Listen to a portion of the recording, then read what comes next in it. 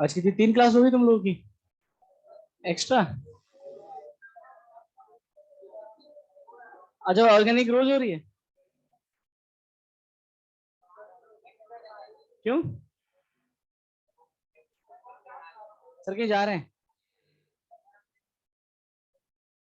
अच्छा,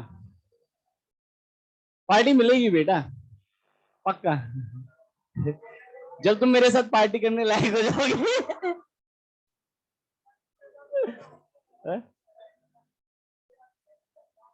नहीं, पक्का।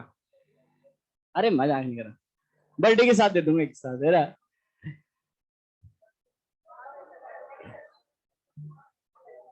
क्या चीज? मेरे बार बर्थडे मनाया था बच्चों ने, उसमें पता क्या किया?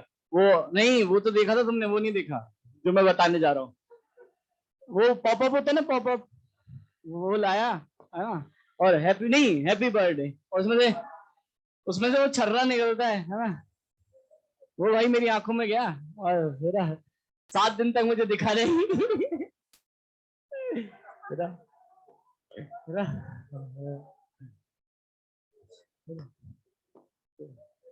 हाँ, पार्टी करेंगे बेटा, पक्का करेंगे, मैं गोलेबाजी नहीं करता, पार्टी दूंगा, ठीक है? चलो, है ना? थोड़ा सा पढ़ लेते हैं, फिर बातें करेंगे।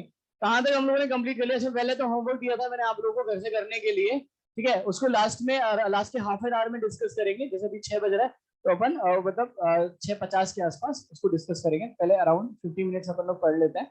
होमवर्क किया होगा तो कुछ क्वेश्चंस बने, है ना? ठीक है ना? कोई बात नहीं, अगर नहीं भी हुए तो अपन उसको डिस्कस करेंगे और सॉर्ट करते चलेंगे। S1 और O1 की स्टार्टिंग के 12-13 कुछ ऐसे क्वेश्चन दिए थे।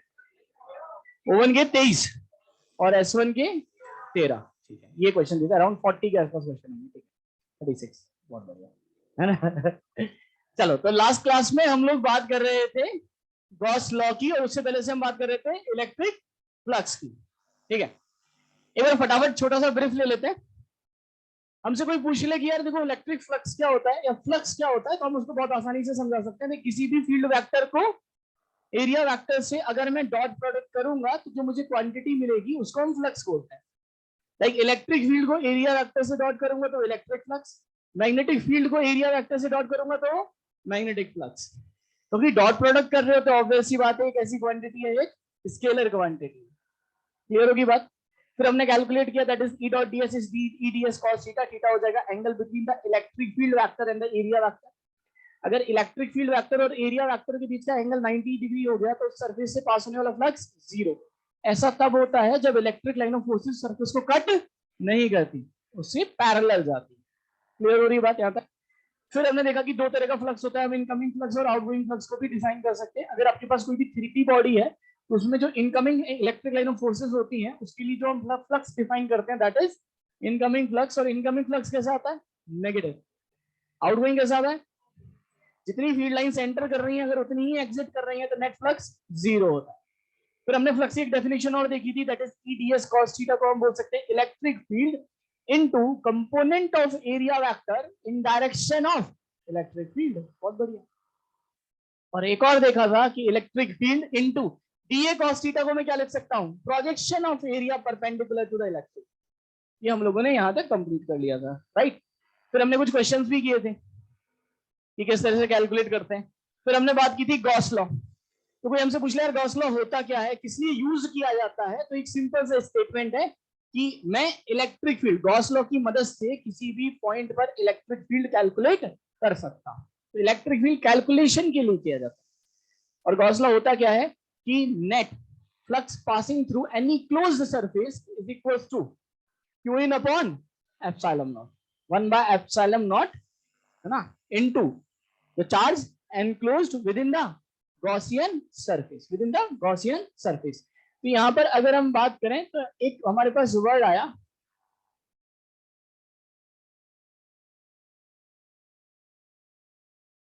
गॉसियन सरफेस, है ना? यहां से हम आज की क्लास को स्टार्ट करते हैं।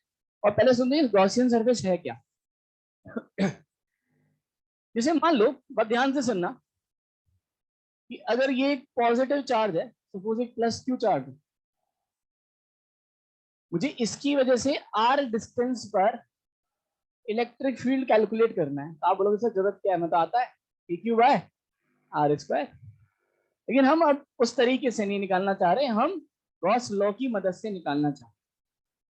तो कभी भी जब हम गॉस लॉ को अप्लाई करते हैं, तो उसको अप्लाई करने के लिए हमें एक सरफेस को अज्यूम करना पड़ता है। क्लियर है? उस सरफेस को हम बोलते हैं गॉसियन सरफेस। अब वो सरफेस किसी भी शेप और साइज की हो सकती है। आप कैसी भी गॉसियन सरफेस को अज्यूम कर सकते हो, वो आपकी चॉइस है। जैसे मान लो मुझे यहां से R डिस्टेंस पर इलेक्ट्रिक फील्ड कैलकुलेट करना है, तो मुझे गॉस लॉ से अगर इलेक्ट्रिक फील्ड निकालना है तो मुझे क्या अज्यूम करना पड़ेगा, एक गॉसियन सरफेस। तो मेरी मर्जी है, मैं कैसी भी गॉसियन सरफेस ले सकता हूँ, ऐसे भी ले सकता हूँ, बॉक्स भी बना सकता हूँ, है ना। मैं कैसी भी गॉसियन सरफेस ले सकता हूँ। थ्योरेटिकली बिल्कुल सही है, गॉस लॉ हर तरह की गॉसियन सरफेस के लिए वैलिड है। गॉसियन सरफेस के शेप और साइज से कोई फर्क नहीं पड़ता, लेकिन हमें कैलकुलेट भी तो करना है। तो मैथमेटिकली हम अगर कोई भी आर्बिट्ररी शेप की गॉसियन सरफेस ले लेंगे तो हम सॉल्व नहीं कर पाते। तो हम ऐसी गॉसियन सरफेस को चूज करते हैं जिसकी सरफेस पर इलेक्ट्रिक फील्ड का जो मैग्नीट्यूड है वो कैसा हो, कांस्टेंट। क्लियर हो रही है बात यहां तक? तो अगर मैं इसको कंक्लूड करने की कोशिश करूं तो पहला पॉइंट, गॉसियन सरफेस क्या होता है, ये इमेजिनरी सरफेस। इमेज मतलब होती नहीं है, मान ले। जैसे मैं बोलता कि इस चार्ज की वजह से R डिस्टेंस पर इलेक्ट्रिक फील्ड बताओ, तो आपने मान लिया कि यार एक सरफेस है नहीं, लेकिन मान लिया ये एक इमेजिनरी सरफेस है। क्लियर है? और अगर हम बात करें गॉसियन सरफेस की, तो उस पॉइंट पर जो इलेक्ट्रिक फील्ड होता है वो गॉसियन सरफेस की शेप और साइज से कैसा होता है, इंडिपेंडेंट। दूसरा पॉइंट है इसका। और तीसरा पॉइंट ये है कि अगर मैं गॉसियन सरफेस के किसी भी पॉइंट पर इलेक्ट्रिक फील्ड कैलकुलेट कर रहा हूं, तो उस पॉइंट पर आप जब भी इलेक्ट्रिक फील्ड को कैलकुलेट करोगे तो ऑब्वियसली बताओ शेप और साइज से तो कैसा है, इंडिपेंडेंट। तो हम कैसा भी शेप और साइज ले सकते हैं। तो एक बार मैं लिखा देता हूँ तीनों पॉइंट्स। पहला पॉइंट क्या था, गॉसियन सरफेस है क्या, फर्स्ट पॉइंट इसमें लिखो, एन इमेजिनरी सरफेस। ये बनाने की जरूरत नहीं है, मैं बढ़िया से डायग्राम बाद में बना दूंगा।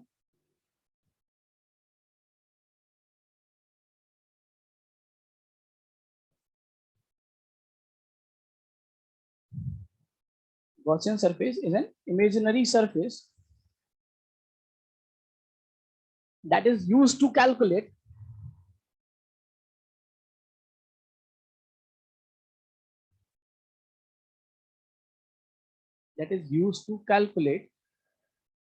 the value of electric field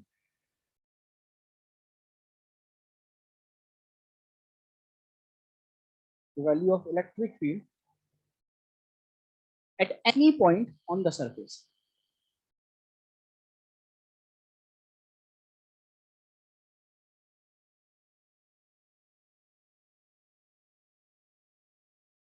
clear होगी बात यहाँ तक? तो हम गॉसियन सरफेस की बात करें तो गॉसियन सरफेस एक इमेजिनरी सरफेस होता है जिससे हम उस गॉसियन सरफेस के किसी भी पॉइंट पर इलेक्ट्रिक फील्ड की वैल्यू को कैलकुलेट कर सकते हैं। ये लिखा है दूसरा point, the value of electric field, the value of electric field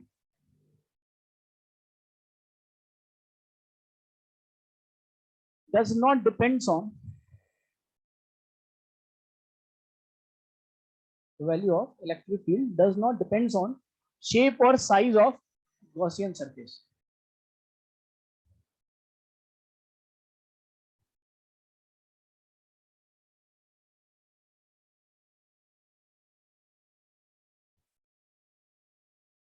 Clear होगी बात? And third point, Gauss law is valid for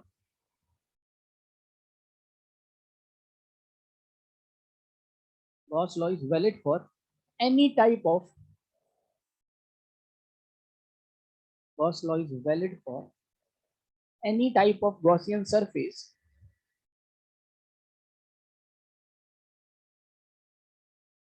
Gauss law is valid for any type of Gaussian surface, bracket में लिख देना theoretically.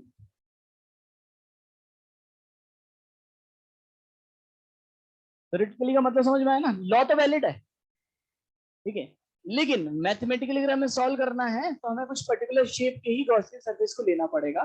The Gauss law is valid for any type of Gaussian surface theoretically, but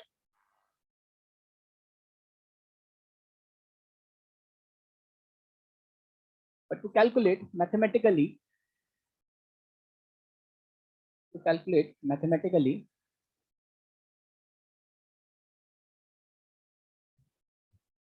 we generally choose the Gaussian surface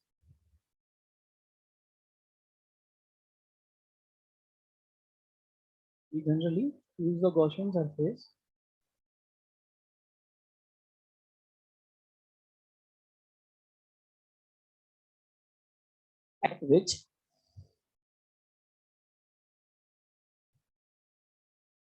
which magnitude of electric field is constant.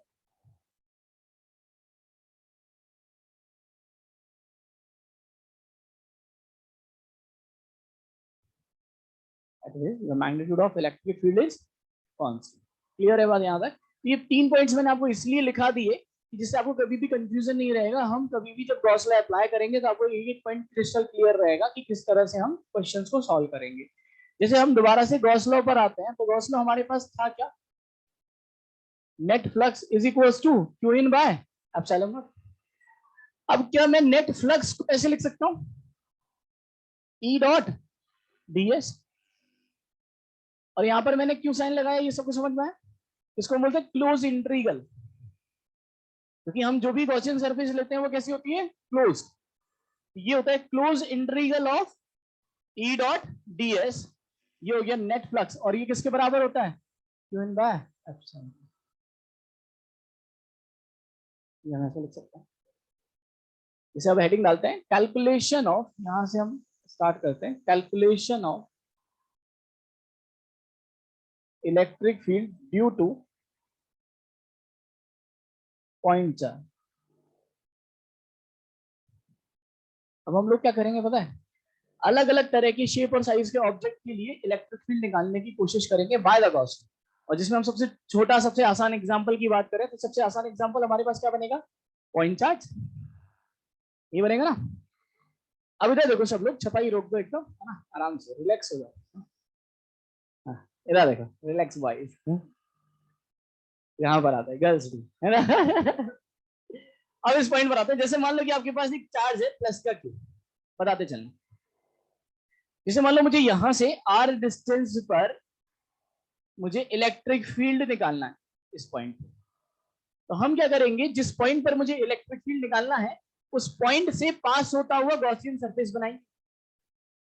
लेकिन Gaussian surface हम ऐसा लेंगे जिसकी surface पर electric field का magnitude कैसा हो. ऐसा क्यों करते हैं पता है? जिससे ये ई जो है वो इंटीग्रेशन से कहां आ सके? बाहर आ, और हम आसानी से इंटीग्रेट कर सके. तो कैसा सरफेस मुझे लेना पड़ेगा बता सकते हो? स्फेरिकल. बहुत बढ़िया, स्फेरिकल. क्योंकि चार्ज से अगर जैसे मैं सोचूं कि मुझे मान लो फॉर्मूला पता है चक्के से, तो अगर मान लो मेरे पास चार्ज क्यू है, आर डिस्टेंस पर गया, तो फील्ड की वैल्यू के क्यू बाय आर स्क्वायर. यहां से आर डिस्टेंस पर भी के क्यू बाय आर स्क्वायर, यहां से आर डिस्टेंस पर भी. तो इन सबको अगर मैं कवर करूंगा तो कैसा शेप बनेगा? एक स्फेरिकल. तो मैं क्या करूंगा? इस पॉइंट से पास होता हुआ एक स्फेरिकल गॉसियन सरफेस अज्यूम कर. ये हो गया स्फेरिकल गॉसियन सरफेस. क्लियर है? अगर मुझे इसके इस पॉइंट पर फील्ड को कैलकुलेट करना है तो मैं क्या लिखूंगा यहां पर? इस पॉइंट के लिए close integral of E dot ds is equals to Q in by epsilon naught. अब इसको थोड़ा सा ओपन करते हैं. Close integral of electric field हो गया ई डॉट ds को eds cos थीटा लिख सकता हूं. ये हो गया E ds cos theta. Theta होगा angle between area vector and electric field. जैसे मान लो अगर ये पॉजिटिव चार्ज है तो यहाँ पर इलेक्ट्रिक फील्ड कैसा होगा? Radially outward. और अगर मैं यहाँ पे एक छोटा सा एरिया वेक्टर लेता ds, तो एरिया वेक्टर के लिए भी मैंने आपको बताया था कोई भी 3D ऑब्जेक्ट है तो उसका एरिया वेक्टर सरफेस के परपेंडिकुलर एंड आउटवर्ड होता है. तो परपेंडिकुलर भी होगा और आउटवर्ड भी होगा. एंगल कितना हो गया? 0. क्या हर जगह 0 डिग्री होगा? बिल्कुल, कहीं पर भी ले लो. यहां पर लेता तो इलेक्ट्रिक फील्ड इधर और एरिया वेक्टर इधर, हर जगह 0 होता. तो मैं बोल सकता हूँ हर जगह जीरो है, तो डायरेक्टली लिख सकता हूँ ई डी एस, एंगल कितना हो जाता, cos zero is equal to Q in upon epsilon. सही है। अब यहाँ से वैल्यूज को लिखते हैं। इलेक्ट्रिक फील्ड कांस्टेंट है, ये इंटीग्रेशन से कहाँ जाएगा, बाहर। Close integral of ds cos zero की वैल्यू कितनी, 1। क्यू इन कितना है, क्यू अपॉन एप्सिलॉन नॉट, बिल्कुल प्लस क्यू विद साइन रखना। यहां से अगर मैं बात करूं तो ई निकालना है।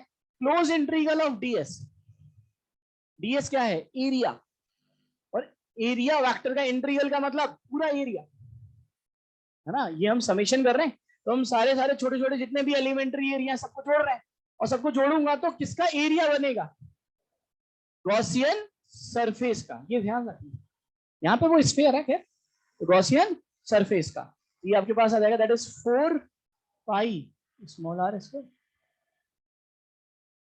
यहाँ से ई की वैल्यू आ जाएगी, that is q upon 4 pi epsilon naught are square. इसको क्या लिख सकता हूँ, that is k q by. सबको कहानी समझ में आ रही है ना। तो सबसे छोटा और सबसे इजीएस्ट एग्जांपल था जो समझने के लिए। तो इस तरह से हम कैलकुलेट कर सकते हैं किसी भी पॉइंट पर electric field by use of Gauss law. यहाँ तक नोट करेंगे।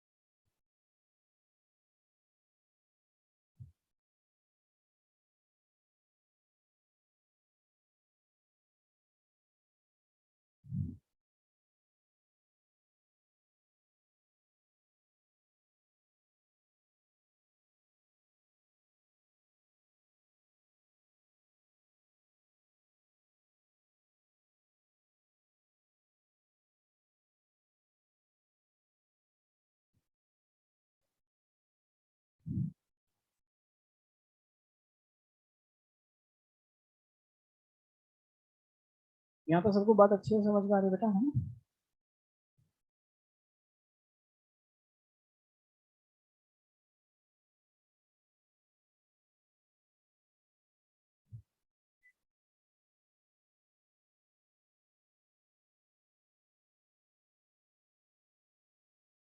सब लोग इधर देखो एक बार, पहले एक बार स्टेप टू सॉल्व की बात करें तो दिमाग में बिठा लेना है, क्योंकि ये टॉपिक में बहुत सारी चीजों की, गॉस लॉ से हम बहुत सारे तरह के ऑब्जेक्ट के लिए इलेक्ट्रिक फील्ड कैलकुलेट करते हैं। मेथड हमारा बिल्कुल फिक्स रहेगा। सबसे पहले हमें जिस पॉइंट पर इलेक्ट्रिक फील्ड निकालना है उस पॉइंट से पास आउट होता हुआ एक गॉसियन सरफेस लेंगे। फिर हम फॉर्मूला लिखेंगे, close integral of E dot ds is equal to Q in upon epsilon naught. फिर close integral of E dot ds को लिखेंगे ई ds cos थीटा। तो चेक करेंगे थीटा कितना है, ज्यादातर केस में तो जीरो ही आता है, तो cos जीरो कितना हो जाएगा, 1।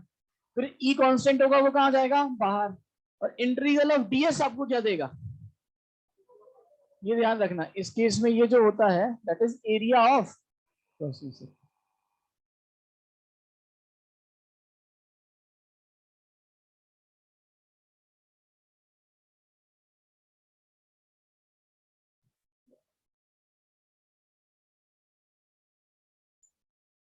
यहाँ तो सबको क्लियर है। अब अगले केस पर आते हैं, इसी को थोड़ा सा इनहेंस करते हैं, है ना। जैसे मान लो कि मेरे पास एक प्लास्टिक की बॉल है, ठीक है। प्लास्टिक की बॉल अंदर से कैसी होती है, खोखली, इसलिए हॉलो, इसलिए मतलब शेल। तो शेल का मतलब हो गया अंदर से खाली, हॉलो, ठीक है। तो मेरे पास एक प्लास्टिक की बॉल है, कंडक्टिंग होगी, नॉन कंडक्टिंग, नॉन कंडक्टिंग। तो मैं कैलकुलेट करना चाह रहा हूं electric field due to non conducting uniformly charge spherical shell. सबको समझ में है शेल का मतलब अंदर से खाली। तो ये मैंने एक प्लास्टिक की बॉल ले ली जिसकी रेडियस कितनी है आर। अब इसमें मैंने चार्ज को डिस्ट्रीब्यूट कर दिया, कितना चार्ज आ गया प्लस का क्यू, ये आ गया। यूनिफॉर्मली डिस्ट्रीब्यूटेड है। यूनिफॉर्मली डिस्ट्रीब्यूटेड का मतलब क्या, सरफेस चार्ज डेंसिटी कांस्टेंट होगी। चार्ज सरफेस पे ही है ना, क्या पूरे वॉल्यूम में है क्या चार्ज, अंदर तो खाली है। तो सरफेस चार्ज डेंसिटी यानी सिग्मा कैसा है, कांस्टेंट। अब मुझे कैलकुलेट करना है कि इस स्फीयर के अंदर कितना इलेक्ट्रिक फील्ड होगा और इस स्फीयर के बाहर कितना इलेक्ट्रिक फील्ड होगा। तो फर्स्ट मैं ई इनसाइड कैलकुलेट करना चाहता हूं when are is less than, मतलब उस पॉइंट पर जो इस स्फीयर के अंदर। तो हम देखो क्या करेंगे, बात ध्यान से सुनना। जैसे मान लो ये मेरे पास स्फीयर था, प्लास्टिक की बॉल थी, तो इसकी रेडियस आर, और चार्ज कहां पर है इसकी, सरफेस पे, ठीक है ना। सबको दिख रहा है बेटा यहाँ पर भी, है ना। मैं अब सबसे पहले क्या करूंगा, एक गॉसियन सरफेस लूंगा। गॉसियन सरफेस में कहां पर बनाऊंगा, जहां पर मुझे इलेक्ट्रिक फील्ड कैलकुलेट करना, मुझे अंदर कैलकुलेट करना अंदर। तो मान लो यहाँ पर, यहाँ से स्मॉल आर डिस्टेंस, इस पॉइंट पे कितना इलेक्ट्रिक फील्ड है, मैं गॉसियन सरफेस बनाऊंगा। तो बात ध्यान से सुनना, अगर आपके पास पॉइंट चार्ज है या आपके पास कोई भी स्फेरिकल बॉडी है, तो उसके लिए जो गॉसियन सरफेस आता है वो स्फेरिकल ही आता है।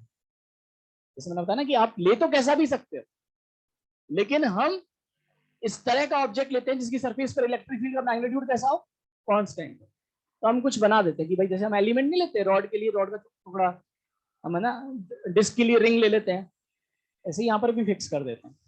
तो कभी भी स्फेरिकल ऑब्जेक्ट हो तो उसके लिए जो गॉसियन सरफेस होगा वो स्फेरिकल ही हो। तो अगर मुझे यहाँ से आर डिस्टेंस पर कैलकुलेट करना है तो मैं इस पॉइंट से पास होता हुआ क्या करूंगा, एक गॉसियन सरफेस, ये मेरा गॉसियन सरफेस हो।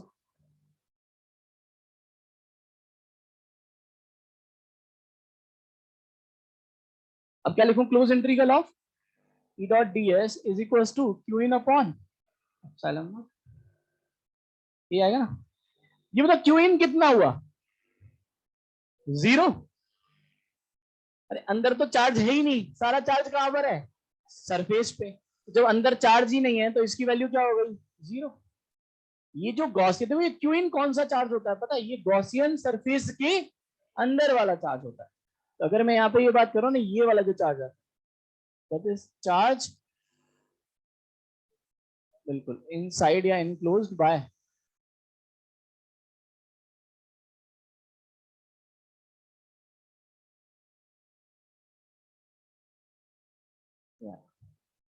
सबको एक एक पॉइंट क्लियर हो रहा है बढ़िया से। तो अगर मैं इस केस में बात करूं तो इसके अंदर कितना चार्ज है, जीरो है ही नहीं। तो ई डॉट डी एस जीरो हो गया। इसको सॉल्व करें तो close integral of E dot D S को मैं क्या लिख सकता हूँ, ई डी एस कॉस थीटा, और थीटा कितना आएगा इसमें, जीरो आएगा। आप कोई भी देख लो, आप चाहे यहाँ पे देख लो, अगर फील्ड होता तो ऐसे ही आता और एरिया वेक्टर भी ऐसे ही आता। तो ये हो गया कॉस जीरो, कॉस जीरो कितना हो गया, वन। तो यहाँ पर ई बाहर आ गया और E integral of D S is equal to zero, ये आ गया ना। अब ये बताओ, इंटीग्रल ऑफ डीएस का मतलब हो गया टोटल एरिया, तो ये तो जीरो हो नहीं सकता। तो ये जीरो नहीं है तो किसको जीरो होना पड़ेगा, इलेक्ट्रिक फील्ड। तो यहां से हम बोल सकते हैं ई इनसाइड स्फेरिकल शेल कितना होता है, जीरो। सबको मेरी कहानी बढ़िया समझ में आ रही है। इसी तरह से आउटसाइड के लिए एक बार कैलकुलेट करो कितना आंसर है।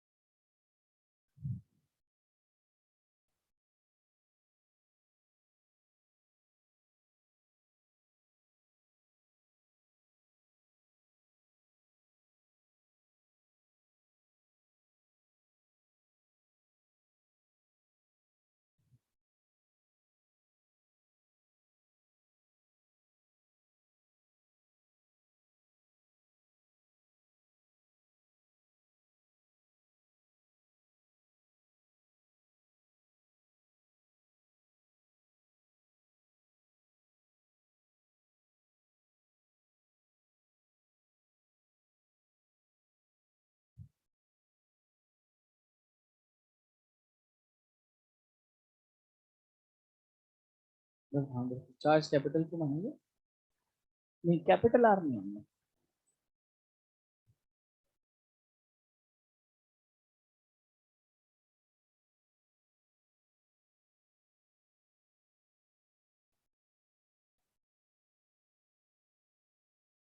इलेक्ट्रिक फील्ड जीरो होगा, वो मैं आगे समझा दूंगा, ठीक है। एक पॉइंट एक्चुअली क्या होता है, हम बोल सकते हैं इस केस में, लेकिन कई बार क्या होता है, ऐसे केसेस भी आएंगे जहां पर एंगल जो होगा वो जीरो नहीं हो। तो देखो ई डॉट डी एस, देखो क्यू इन अगर नहीं है ये टर्म जीरो, इसका मतलब E dot D S zero. लेकिन E dot D S zero होने का मतलब जरूरी नहीं है कि ई जीरो होगा।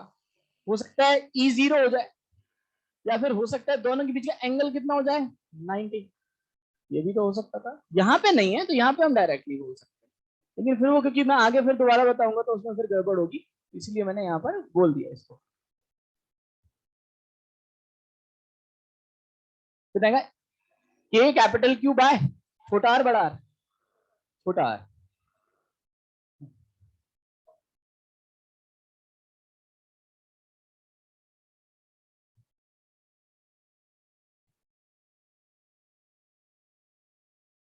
क्लियर हो रही बात यहाँ तक है ना?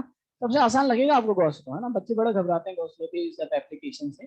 अभी जैसे जैसे हम सॉल्व करते जाएंगे स्टेप बाय स्टेप हम डिफिकल्टी लेवल को बढ़ाते चलेंगे, ठीक है। जैसे अभी हॉलो लिया है, उसके बाद नेक्स्ट क्या आएगा, सॉलिड आएगा। सॉलिड के बाद भी मैं क्या करूंगा, उसमें पहले रो कांस्टेंट रखूंगा, बाद में चार्ज को यूनिफॉर्म की बजाय नॉन यूनिफॉर्म। तो सारे क्वेश्चंस मैं आप ही से कराऊंगा, जैसे आपको प्रैक्टिस हो, आपको समझ में आएगी। क्लियर होगी बात यहाँ तक? चलो अब इधर देखो सब लोग, और मुझे बताते चलो कैसे मैं सॉल्व करूँ, ठीक है। मेरी हेल्प करो सब लोग, ठीक है। सबसे पहले क्या करूँ, ये बन गया, मुझे अंदर निकालना है कि बाहर? बाहर। तो सेंटर से चलना पड़ेगा कितनी दूरी तक, स्मॉल आर, बाहर जाना पड़ेगा ना। लेकिन ये आ गया। अगर मुझे इस पॉइंट पर निकालना है तो यहां से पास होता हुआ एक गॉसियन सरफेस, ये मेरा एक गॉसियन सरफेस हो गया।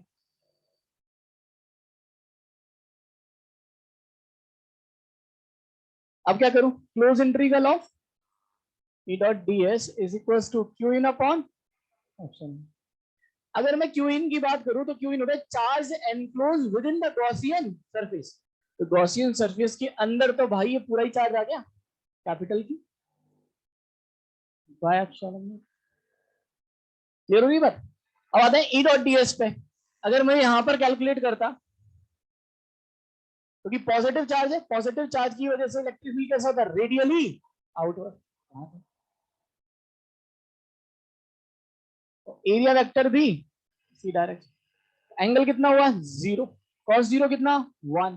तो क्या मैं डायरेक्टली लिख दूं इसको, ई डॉट डी एस जो बनेगा आपके पास, that is E D S cos zero that is one is equal to Q by epsilon.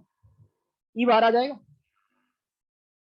Integral of DS, area, ये किसका एरिया है, गॉसियन सरफेस का। ये ध्यान रखना, गड़बड़ यहाँ हो जाती है। हम स्फीयर का एरिया ले लेते हैं, स्फीयर का थोड़ी है, गॉसियन सरफेस का कितना है, 4 पाई स्मॉल आर स्क्वायर, इसका area is equal to q upon epsilon. ऐसे ई की वैल्यू आ जाएगी आपके पास 1/4 pi epsilon naught q by r square, यानी के क्यू बाय। ये फॉर्मूला देखा हुआ लग रहा है क्या? कौन सा फॉर्मूला है, पॉइंट चार्ज की। अब बात ध्यान से सुनना सब लोग, जब मैंने किसी स्फेरिकल शेल के अंदर फील्ड निकालने की कोशिश की तो कितना हो गया, जीरो। और जब मैंने बाहर निकालने की कोशिश की तो जो फॉर्मूला आया वो बिल्कुल वैसा ही आया जैसे एक पॉइंट चार्ज की वजह से आया। मान लो यहाँ पे एक स्फीयर ना रखा हुआ होता, इस स्फीयर के सेंटर पे एक पॉइंट चार्ज रखा हुआ होता, उसकी वजह से यहाँ पर फील्ड कितना आता, के क्यू बाय आर स्क्वायर।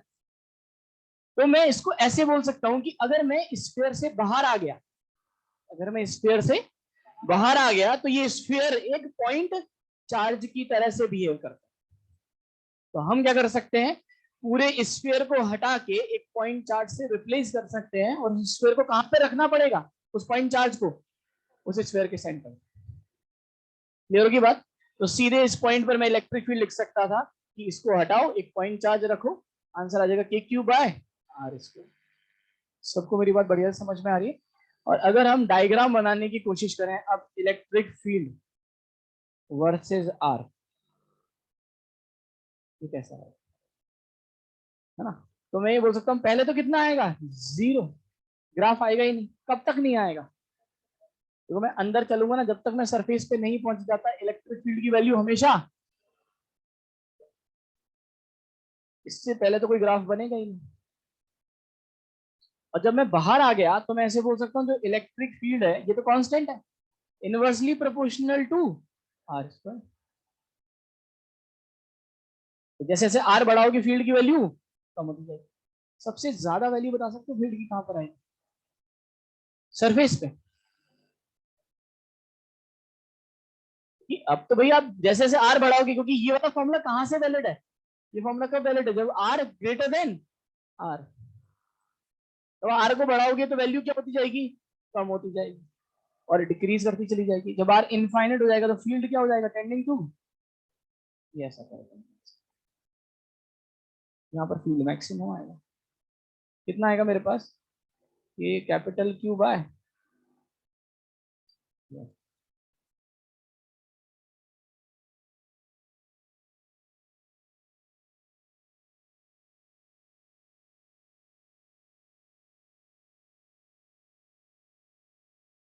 इसको नोट करो। और next, electric field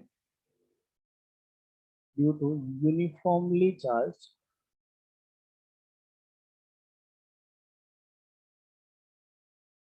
non conducting solid sphere.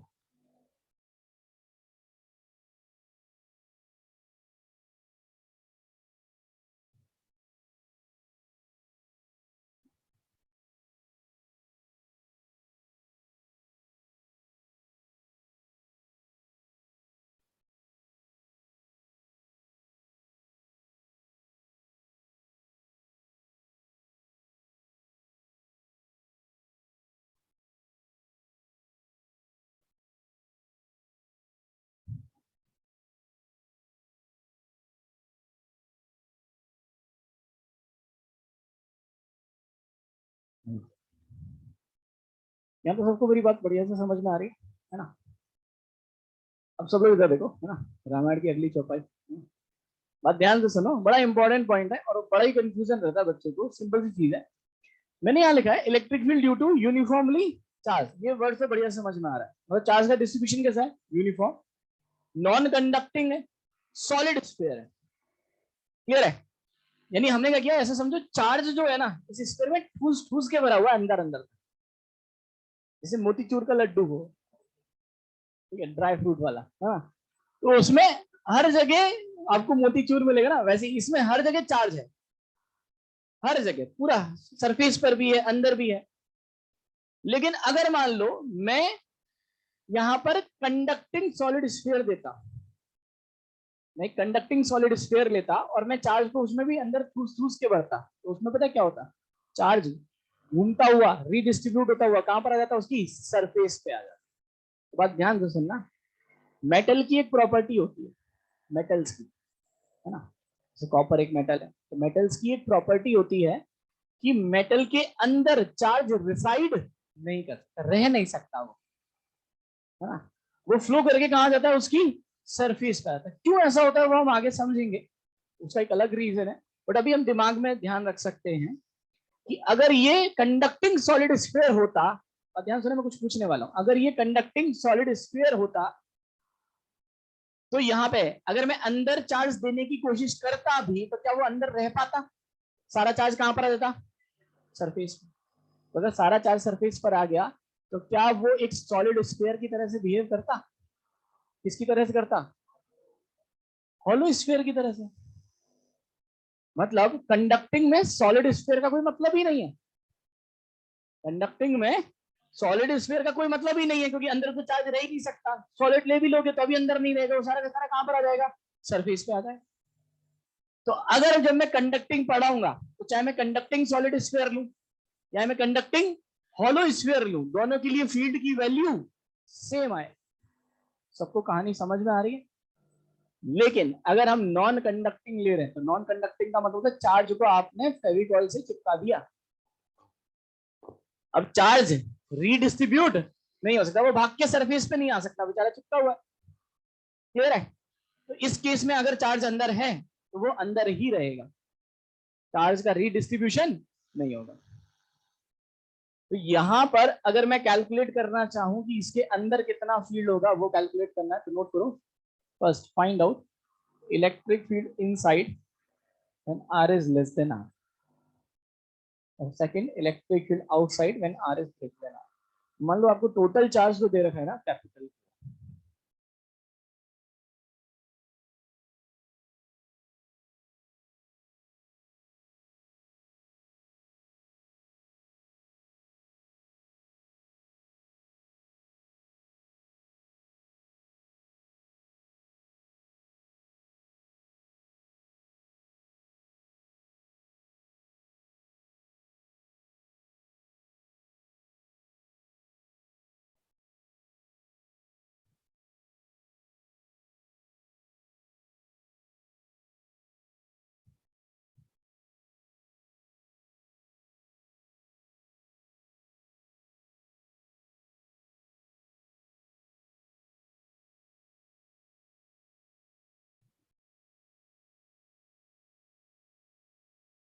बहुत बढ़िया ना, आंसर आएगा k q small are upon capital R cube. अब इसको क्यू के बजाय रो की टर्म में कैलकुलेट करने की कोशिश करें, वॉल्यूम चार्ज डेंसिटी की टर्म में।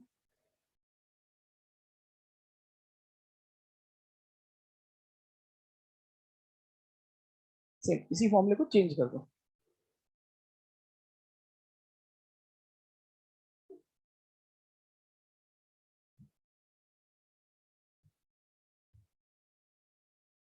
आउटसाइड तो है, अंदर बताओ। इधर देखो कैसे कैलकुलेट करें, बहुत सिंपल है यार। क्या करें सबसे पहले, तो रट गया हमें। सबसे पहले हम एक गॉसियन सरफेस लें, तो सपोज अंदर निकालना है तो यहाँ से आर डिस्टेंस पे जाके एक गॉसियन सरफेस ले लूं। एक स्फेरिकल सरफेस के लिए गॉसियन सरफेस स्फेरिकल ही होता है, सही है ना? अब इसके लिए अप्लाई करूंगा तो क्या बनेगा, close integral of E dot D S is equal to Q in upon epsilon naught. तो फटाफट लिख सकते हैं जल्दी जल्दी। ई डॉट डी एस को ई डी एस कॉस थीटा लिखूंगा, थीटा 0 हो जाएगा, कॉस 0 1 हो जाएगा, वो पुरानी रामायण है ना, इलेक्ट्रिक फील्ड बाहर आ जाएगा, तो ई बाहर आ गया नानी के घर से। तो close integral of D S is equal to Q in. Q in क्या है, गॉसियन सरफेस के अंदर वाला चार्ज, ये ध्यान रखना। तो पहले मुझे ये चार्ज निकालना पड़ेगा। अब ये चार्ज कैसे निकालूंगा, चार्ज यूनिफॉर्मली डिस्ट्रीब्यूटेड है, तो मैं ऐसे बोल सकता हूँ चार्ज कहां पर डिस्ट्रीब्यूटेड है, पूरे वॉल्यूम में। तो अगर वॉल्यूम 4/3 पाई r क्यूब है तो कितना चार्ज है, कैपिटल क्यू। और अगर इसमें वॉल्यूम कितनी है, 4/3 पाई स्मॉल आर क्यूब, तो चार्ज कितना होगा, Q divided by this, this is 4/3 pi capital R cube into 4/3 पाई। ये कैंसिल आउट हो गया। तो जो आपके पास क्यू इन आया उसकी वैल्यू कितनी आई, Q small are cube upon capital. या सबको कहानी बढ़िया से समझ में आ रही है, बस इसको यहाँ पे पुट कर देते हैं, that is q into small are cube upon capital R cube. हो गया solve. Integral of d s, this is area of the Gaussian surface, और गॉसियन सरफेस का एरिया ये होगा कितना, 4 पाई छोटा आर स्क्वायर। हाँ बिल्कुल, ये बनेगा E into 4 pi small are square is equal to q r cube upon capital R cube. ये आंसर है। सबको कहानी बढ़िया से समझ में आ रही है बेटा? यहाँ से कैलकुलेट करोगे तो ये कैंसिल आउट हो गया यहाँ से, तो आपके पास ई की वैल्यू आ जाएगी q upon 4 pi epsilon naught are cube into small r, ये आएगा ना, is equals to q small are upon 4 pi epsilon naught r, और 1/4 पाई एप्सिलॉन नॉट के, ये बनेगा that is k q small are upon capital R.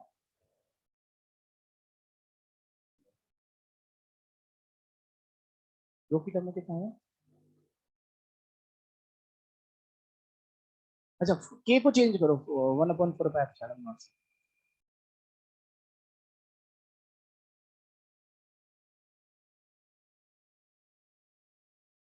Into rho, बिल्कुल बिल्कुल, रो r upon 3 epsilon not. यहाँ तक सबको मेरी बात आ रही है समझ में बेटा, है ना? तो जब हम इनसाइड कैलकुलेट करेंगे तो हमारे पास इलेक्ट्रिक फील्ड का फॉर्मूला आ रहा है, that is k q small are upon capital R. ये हो गया कांस्टेंट, कैपिटल क्यू हो गया टोटल चार्ज, स्मॉल आर हो गया सेंटर से डिस्टेंस जहां पर आपको इलेक्ट्रिक फील्ड कैलकुलेट करना है, कैपिटल आर होगी रेडियस। अगर मैं इसी को रो की फॉर्म में चेंज करता हूँ, रो का मतलब वॉल्यूम चार्ज डेंसिटी, तो वो कैसे चेंज करते हैं इधर देखो। रो होता है charge upon volume, charge per unit volume, और क्योंकि रो कांस्टेंट है तो मैं रो को ऐसे बोल सकता हूं, rho is total charge upon total volume, so that is charge per unit volume। Clear है? तो मैं यहां से चाहूं तो Q को रिप्लेस कर सकता हूं, Q is equal to rho into 4/3 pi capital R Q. और अगर मैं यहाँ पे रखूंगा तो मेरे पास फाइनली जो इनसाइड इलेक्ट्रिक फील्ड का फॉर्मूला आएगा वो आएगा rho r by 3 epsilon not.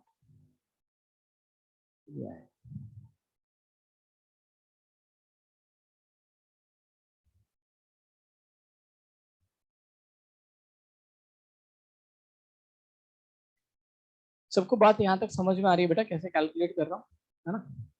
एक बार ध्यान से बढ़िया से देख देख के कि किस तरह से कैलकुलेट किया है, समझने की कोशिश करो।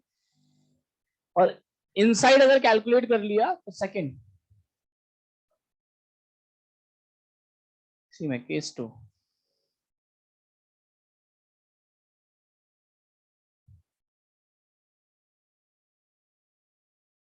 अच्छा आउटसाइड अगर आ गया तो डायरेक्टली बोल सकते हैं, अगर मैं बाहर आ गया तो मुझे कैसा दिखाई देगा, वो एक पॉइंट चार्ज, और एक पॉइंट चार्ज की वजह से फील्ड कितना होगा, क्यू बाय आर स्क्वायर, तो ऐसा दिखेगा।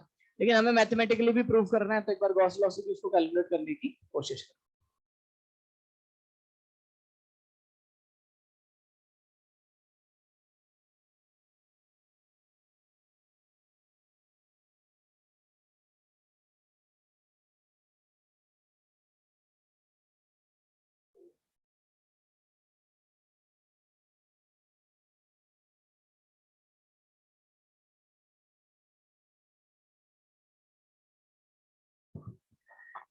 ये सब कुछ समझ में आया बेटा, है ना? तो बिल्कुल सिंपल है, देखो एक बार दोबारा से बताता हूँ। यहाँ से स्मॉल आर डिस्टेंस में मुझे इलेक्ट्रिक फील्ड कैलकुलेट करना था, तो मैंने यहाँ से पास होता हुआ एक गॉसियन सरफेस ले लिया, इसके लिए लिखा close integral of E dot D S equal to Q in upon, Q in होगा इस गॉसियन सरफेस के अंदर का चार्ज, तो ये वाला चार्ज निकाला। ये चार्ज कैसे निकाला, बाय यूनिटरी मेथड। मैं इसलिए अप्लाई कर पाया यूनिटरी मेथड क्योंकि चार्ज का डिस्ट्रीब्यूशन कैसा था, यूनिफॉर्म। टोटल चार्ज, अगर total volume 4/3 capital R cube है तो चार्ज कैपिटल क्यू है, तो अगर ये वाली volume 4/3 pi small are cube है तो चार्ज कितना है मेरे पास, Q small are cube upon capital R cube. इसको उठा के यहाँ रख दी, फिर लिखा E dot D S, E D S cos theta theta is 0, cos 0 is 1, E बाहर आ गया। डीएस की बात करें तो डीएस होता है area of the Gaussian surface, और area of the Gaussian surface ही हो गया, that is 4 pi small are square. काटा पीटी मचाई और फाइनली हमारे पास ये आंसर आया, in is equal to K capital Q small are upon R Q. और फिर मैंने बोला एक काम करो, रो की टर्म में भी चेंज कर दो, कई बार क्या होता है चार्ज ना दिया होके क्या दिया रहता है आपको, रो दिया रहता है, वॉल्यूम चार्ज डेंसिटी दी होती है। तो अगर मैं रो की टर्म में रिप्लेस करना चाहूंगा तो वॉल्यूम चार्ज डेंसिटी होता है चार्ज पर यूनिट वॉल्यूम। तो यहां से जब हमने रिप्लेस किया तो फाइनली हमारे पास फॉर्मूला आया, that is rho r upon 3 epsilon. Clear हो रही है बात? अब आते हैं अगर मुझे बाहर कैलकुलेट करना है तो बहुत आसान है यार, ये हमारे पास स्फीयर था,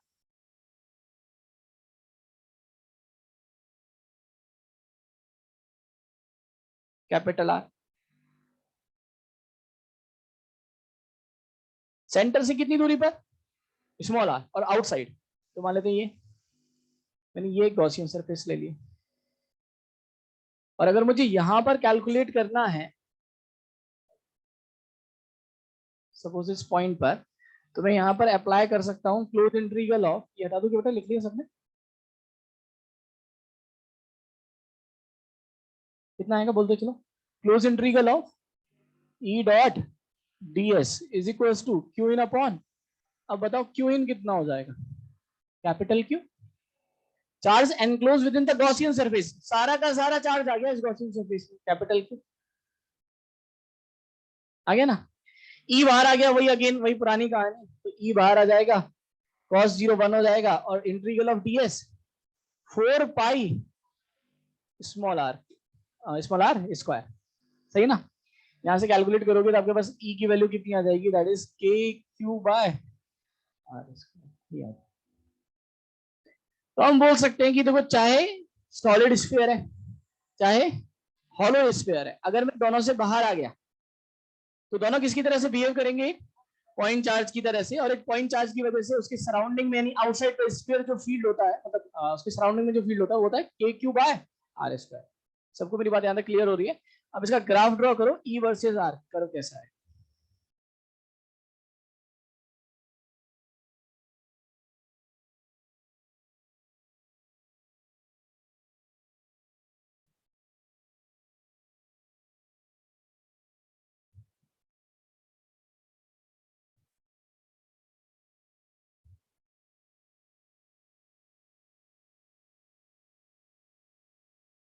अगर आप देखोगे तो जेई में बहुत ज्यादा डिफिकल्ट क्वेश्चन पूछे नहीं है, अगर आप देखो तो ये ग्राफ पूछा हुआ है जेई में, हाँ।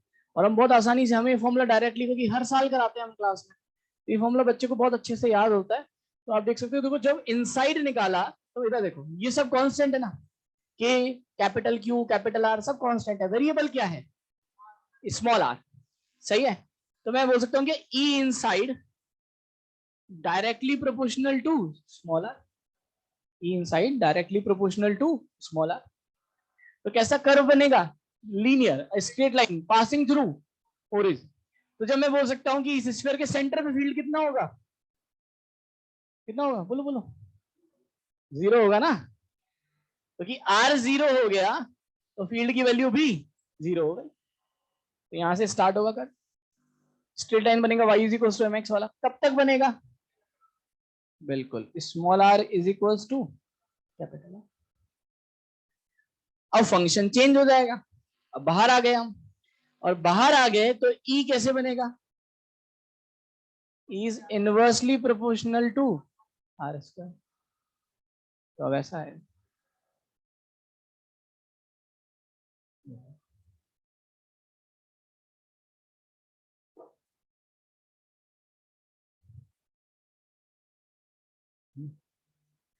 डर लगता है, आवाज आ जाती है मेरे कानों में, बहती हवा सा था वो, है ना।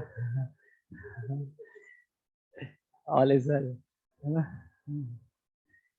मुझे लगा कोई खिड़की खुली, कोई निकला यहाँ से, है ना। किसी को जाना हो ना बेटा, वो गेट है ना। समझ रहे हो? मेरी क्लास में तो मत ही जाना।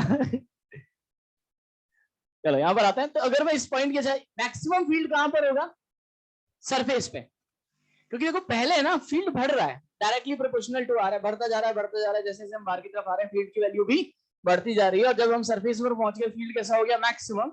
अब जैसे ही हम सरफेस से बाहर पहुंचे फॉर्मूला चेंज हो गया और field inversely proportional to are square हो गया। तो जो मैक्सिमम आ रहा है वो सरफेस पर आ रहा है, कितना आ रहा है, हम किसी भी फॉर्मूले में पुट करते हैं देखो दोनों से सेम आंसर आएगा। सरफेस का मतलब small r is equal to capital R, चाहे आप यहाँ पुट करो k q by capital R square, चाहे आप यहाँ पे पुट करो, तो आपके पास ई की वैल्यू आ जाएगी, that is k q by capital R square. Note करो इसको। तो ये तो कहानी हुई हमारे पास हॉलो की और सॉलिड, ठीक है। अब थोड़ा सा और इंटरेस्टिंग बनाते हैं इसको। अभी तक हम लोगों ने सॉलिड में कैसा लिया, यूनिफॉर्म। नेक्स्ट केस आएगा अगर चार्ज का डिस्ट्रीब्यूशन कैसा हो, नॉन यूनिफॉर्म, तो वो केस लेते हैं, यहां तक नोट करो पहले।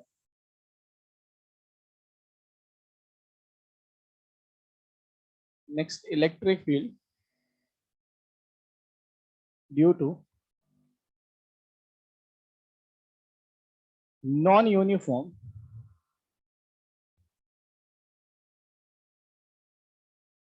चार्ज नॉन कंडक्टिंग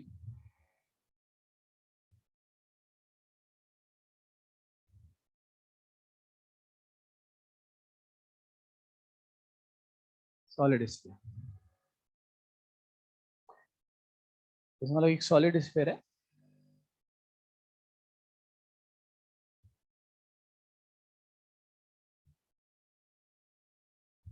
अच्छा एक पॉइंट और है ना, सब लोग इधर देखो, छपाई रोक दो एकदम। यहाँ तक सबको ये समझ में आ गया होगा यार, ये फॉर्मूला आ गया, फॉर्मूला रट भी लिया है ना, k q small are upon capital R cube. लेकिन अगर मान लो ये पी पॉइंट है, मुझे इस पी पॉइंट पर इलेक्ट्रिक फील्ड निकालना है, तो मैग्नीट्यूड तो पता है, अगर मैं आपसे बोलूं डायरेक्शन कौन सी होगी, तो ये ध्यान रखना कि जो आर वेक्टर की डायरेक्शन होती है, जो आर वेक्टर की डायरेक्शन होती है वही इलेक्ट्रिक फील्ड की डायरेक्शन होती है अगर क्यू पॉजिटिव है तो। लेकिन अगर क्यू नेगेटिव है तो आर वेक्टर के अपोजिट होगी। मतलब इसको ऐसे याद रख लो, अगर ये स्फीयर पॉजिटिव चार्ज जैसे हम दिखा रखा है, तो अगर इस पॉइंट पर फील्ड निकालना है, सपोज ये पी पॉइंट है, तो रेडियली आउटवर्ड होगा और आर वेक्टर की डायरेक्शन में होगा, यानी ये इलेक्ट्रिक फील्ड की डायरेक्शन। लेकिन अगर ये नेगेटिव होता तो सबको डायरेक्शन समझ में आ रही है, तब ये ना हो के ये होती, बस सिंपल। क्लियर हो रही है बात यहाँ तक? तो इस तरह से हम इसको कैलकुलेट कर सकते हैं, तो इसको नोट करो और अब इस क्वेश्चन को सॉल्व।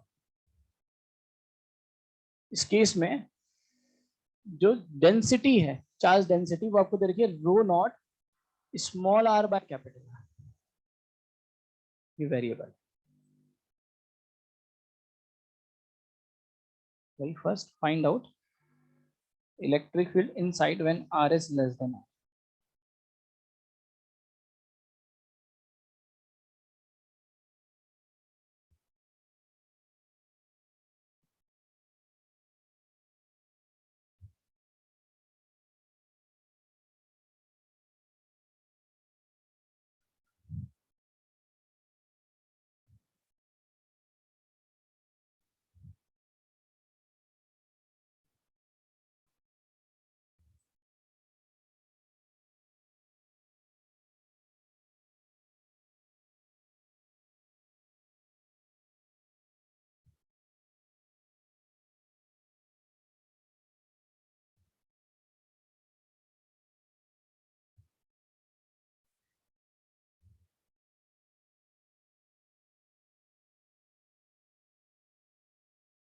है ना, इसमें मजा आएगा, इसमें काफी नई चीजें भी हमें सीखने को मिली, बहुत सारी गलतियां करेंगे कि हमें अभी ऐसा लग रहा है कि हमें सब कुछ समझ में आ गया, है ना, लेकिन यहाँ से पता चलेगा कि हम बहुत सारी गलती भी करें।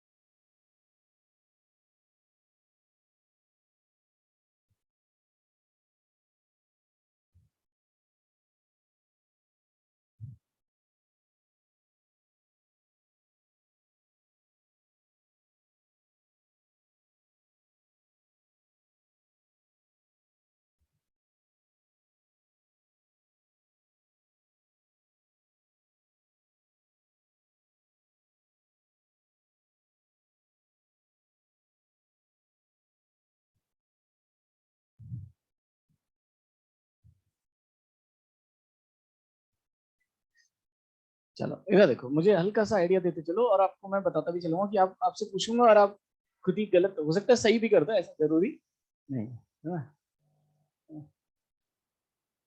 इस वाला यहाँ से स्मॉलर डिस्टेंस पर इस पॉइंट पर मुझे फील्ड कैलकुलेट करना है। सबसे मैंने क्या क्या क्या करें, एक गॉसियन सरफेस एज्यूम कर लें ना, सिंपल सा, कि भाई यहाँ पर ये हमने एक स्फेरिकल गॉसियन सरफेस ले ली, बहुत बढ़िया, कोई दिक्कत ही नहीं है यहाँ तक तो। फिर हमने लिखा close integral of E dot D S is equal to Q in upon epsilon, है ना। फिर यहां से ई बाहर आ गया, cos 0 1 हो गया, ds 4 पाई आर स्क्वायर, ये आ गया, ठीक है। हाँ बात ध्यान से सुनना, ई बाहर इसलिए आ जाएगा बेटा क्योंकि जो जो डेंसिटी वेरिएबल है वो आर के साथ है, जितनी आर डिस्टेंस पर यहाँ पर फील्ड होगा उतनी आर डिस्टेंस पर यहाँ पर भी फील्ड होगा।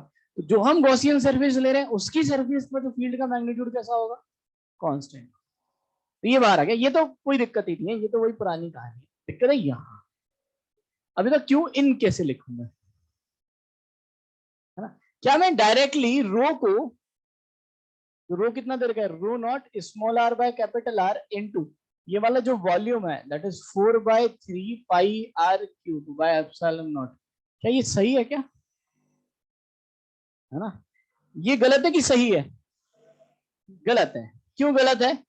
क्योंकि हम सीधे रो को वॉल्यूम से मल्टीप्लाई तभी कर सकते हैं जब रो कांस्टेंट, चार्ज का डिस्ट्रीब्यूशन यूनिफॉर्म। यहाँ पे चार्ज का डिस्ट्रीब्यूशन यूनिफॉर्म नहीं है, कैसा है, नॉन यूनिफॉर्म। पूरे वॉल्यूम में जो चार्ज है ना वो एक जैसा फैला हुआ नहीं। आप ऐसे समझो R0, रो कितना, 0, ये है चार्ज पर यूनिट वॉल्यूम। आप ऐसे समझो कि मैं स्फीयर बना रहा हूँ, सपोज एक मिट्टी का स्फीयर बना रहा हूँ, मेरे हाथ में बहुत सारी मिट्टी है और मिट्टी इसमें डाल दिया, तो देखो जैसे जैसे R बढ़ता जा रहा है चार्ज पर यूनिट वॉल्यूम भी बढ़ता जा रहा है। इसका मतलब मैं अंदर कम चार्ज डाल रहा हूं, बाहर में ज्यादा डाल रहा हूं। तो अंदर से जो स्फीयर रहेगा ना उसमें चार्ज कम होगा, लेकिन जैसे जैसे हम रेडियली आउटवर्ड जाते जाएंगे चार्ज की वैल्यू भी बढ़ती जाएगी। मतलब चार्ज अब यूनिफॉर्मली डिस्ट्रीब्यूटेड नहीं है। तो मैं सीधे कैलकुलेट नहीं कर सकता, तो क्या करना पड़ेगा, एक एलिमेंट लेना पड़ेगा, एक एलिमेंट पे चार्ज निकालना पड़ेगा और फिर उसको इंटीग्रेट करके टोटल चार्ज निकालना पड़ेगा। क्लियर है? टोटल कौन सा, जो इस गॉसियन सरफेस के अंदर है, और उसको वहां पे रखना पड़ेगा। सबको कहानी समझ में आ रही है? अब मैं निकालना चाह रहा हूं कि इसके अंदर कितना चार्ज होगा, तो सबसे पहले मुझे एलिमेंट लेना पड़ेगा। सॉलिड स्फीयर के लिए एलिमेंट हम एक हॉलो स्फीयर लेते हैं। सॉलिड स्फीयर के लिए हम एलिमेंट क्या लेते हैं, हॉलो स्फीयर। हम क्या करेंगे, कैसे लेंगे एलिमेंट, सेंटर से स्मॉल आर डिस्टेंस पे जाके एक हॉलो स्फेरिकल शेल ले लेंगे।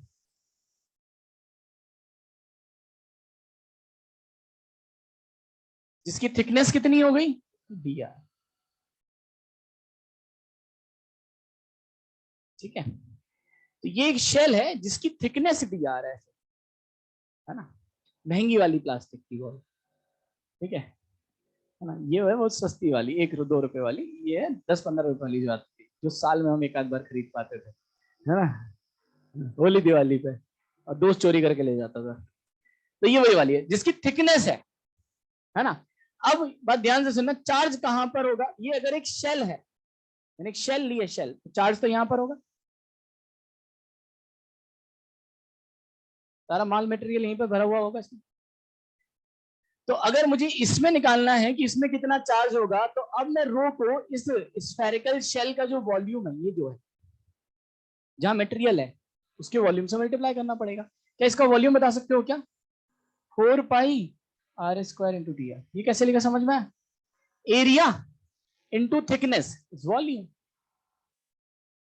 दोबारा से बता रहा हूं, मुझे पूरे सॉलिड स्फीयर में चार्ज को भरना था, लेकिन दिक्कत क्या हो गई कि चार्ज का डिस्ट्रीब्यूशन यूनिफॉर्म ना होके कैसा है, यूनिफॉर्म होता तो समस्या ही खत्म हो जाती, मैं सीधे रो को वॉल्यूम से मल्टीप्लाई कर देता। लेकिन नॉन यूनिफॉर्म है तो मुझे क्या करना पड़ेगा, इंटीग्रेट। उसके लिए मुझे क्या लेना पड़ेगा, एलिमेंट। अगर मैं सॉलिड स्फीयर की बात कर रहा हूं तो उसके लिए एलिमेंट क्या आएगा, हॉलो स्फीयर। तो मैंने सेंटर से स्मॉल आर डिस्टेंस पे जाके एक डी आर थिकनेस का हॉलो स्फीयर लिया, और उस हॉलो स्फेरिकल शेल के जो ये थिकनेस है इसमें कितना चार्ज भरा हुआ है वो कैलकुलेट किया, दैट इज रो इनटू इसका वॉल्यूम। अगर मैं इसको इंटीग्रेट कर दूं और आर की लिमिट को 0 से आर फैला दूं, कैपिटल आर नहीं, 0 से स्मॉल आर फैलाते हैं, 0 से स्मॉल आर, तो इस पूरे वॉल्यूम में चार्ज भर दूंगा मैं, आ जाएगा ना। और अगर मैं 0 से कैपिटल आर करता तो पूरे सॉलिड स्फीयर का चार्ज आ जाता। सबको विजुअलाइज हो रहा है बढ़िया से, क्लियर है? तो मैं अभी 0 से स्मॉल आर कर देता हूँ, कैपिटल आर में तो कुछ भी नहीं करना, स्मॉल आर को क्या रख दोगे, कैपिटल आर, तो 0 से स्मॉल आर रख देता हूँ। कितना आएगा बताइए? अब देखो यहाँ पे रो को नहीं, अभी नहीं कर सकते, रो की वैल्यू पुट करनी पड़ेगी। रो कितना है, rho naught by capital R into small R into 4πr² into D R, 0 से स्मॉल आर। कितना बाहर आया बेटा, ये बना rho naught 4π rho naught by R, ये बार आ गया, R into r², r³ into D R to the power 4/4, x to the power n, x to the power n+1 by n+1, ये बना r टू द पावर 4/4। ये आ गया, है ना। चाहे तो हम 4 से 4 को उड़ा दें, ये आपके पास बनेगा that is pi rho naught r to the power 4 divided by capital. ये आ गया, बस अब कुछ नहीं करना है, ये आ गया ना। अब इधर वापस आते हैं, E dot ds equals to q in by epsilon naught। E dot ds is E ds cos theta theta 0 cos 0 1 E बाहर आ गया that is 4 pi r square. यहां तक कहानी हो गई खत्म। अब इधर आते हैं, q in हो गया that is charge enclose within the Gaussian surface, और वो हमने निकाल लिया, वो यही तो है। इसको यहां रख दो, this is pi epsilon naught r to the power 4 by capital R into epsilon naught. ये कैंसिल आउट हो गया, इस r स्क्वायर से ये चला गया, तो e की वैल्यू क्या आ गई बेटा, बोलो रो नॉट r स्क्वायर अपॉन 4, है ना, ये आंसर आया। सबको मेरी बात अच्छे से समझ में आ रही है? और अगर ये समझ में आया है तो इसको नोट करो। अब आउटसाइड कैलकुलेट करो कितना है, आंसर सबको निकालना है और किसी को भी गलत नहीं निकालना।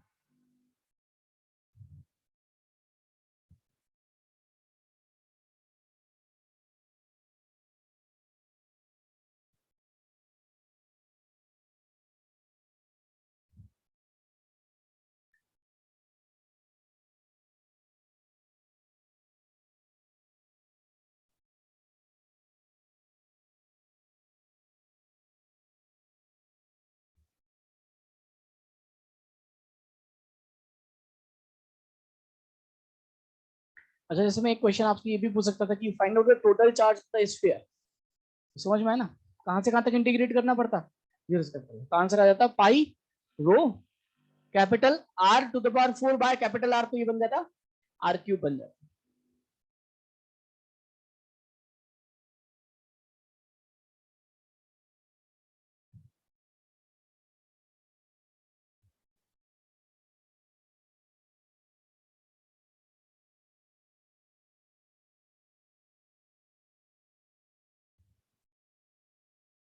बस बस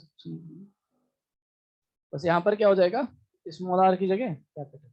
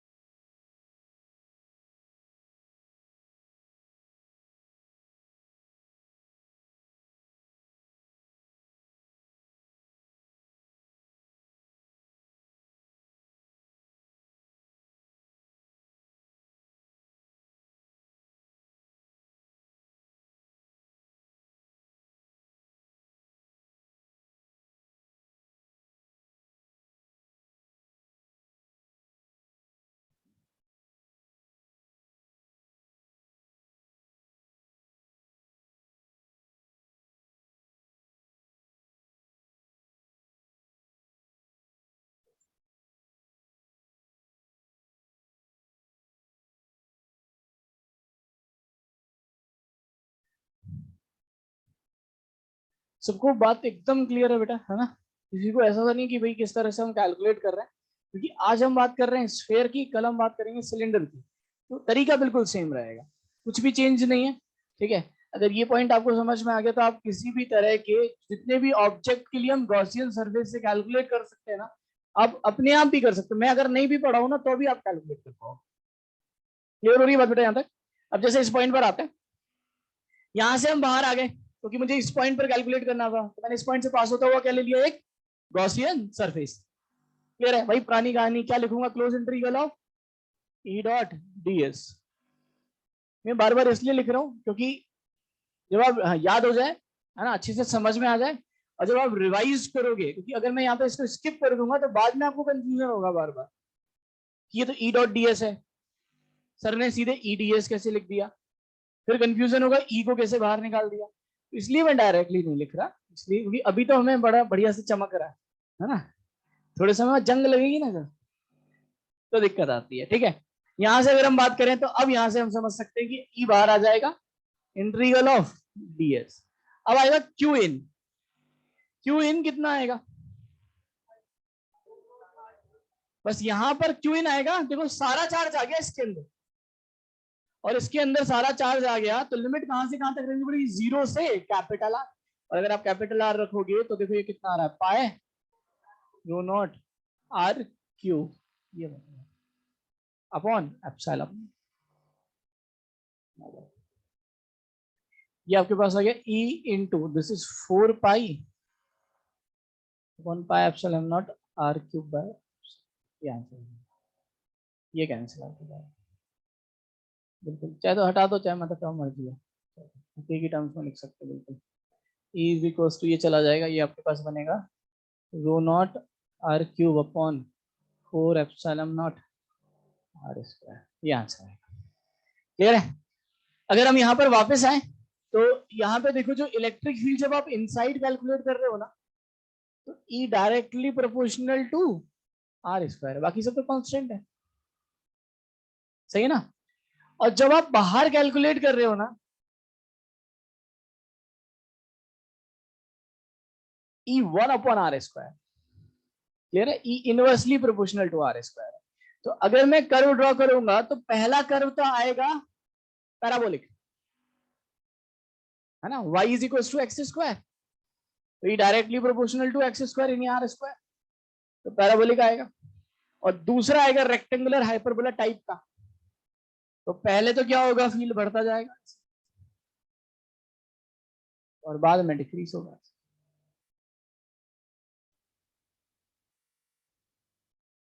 इस तरह की वैल्यू आएगी। सबको मेरी बात आ रही है बेटा समझ में? यहां से कैलकुलेट करोगे ये हो जाएगा small r is equal to, क्या मैं एक स्पीक वैल्यू को कैलकुलेट कर सकता हूँ क्या? कहीं से भी देखो, आप चेक भी कर सकते हो कि हमने कहीं गलती नहीं की है, दोनों में small r is equal to capital R put कर दो, तो इस बाउंड्री पॉइंट पर दोनों से वैल्यू आपकी सेम आनी चाहिए। जैसे यहां पर अगर मैं पुट करता small r is equal to capital R, है ना, तो वही वही आ जाता आपके पास, है ना, या फिर यहाँ पुट कर लो तो सेम ही आ जाएगा आपके पास। कितना बनेगा, rho naught are bye 4 epsilon,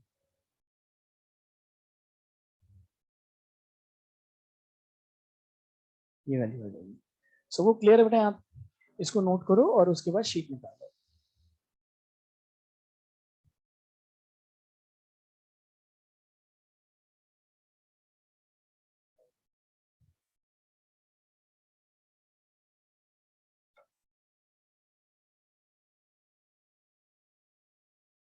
sheet में आता पहले ओवन में, ओवन में कहां से कहां रख दीजिए, 1 to 20,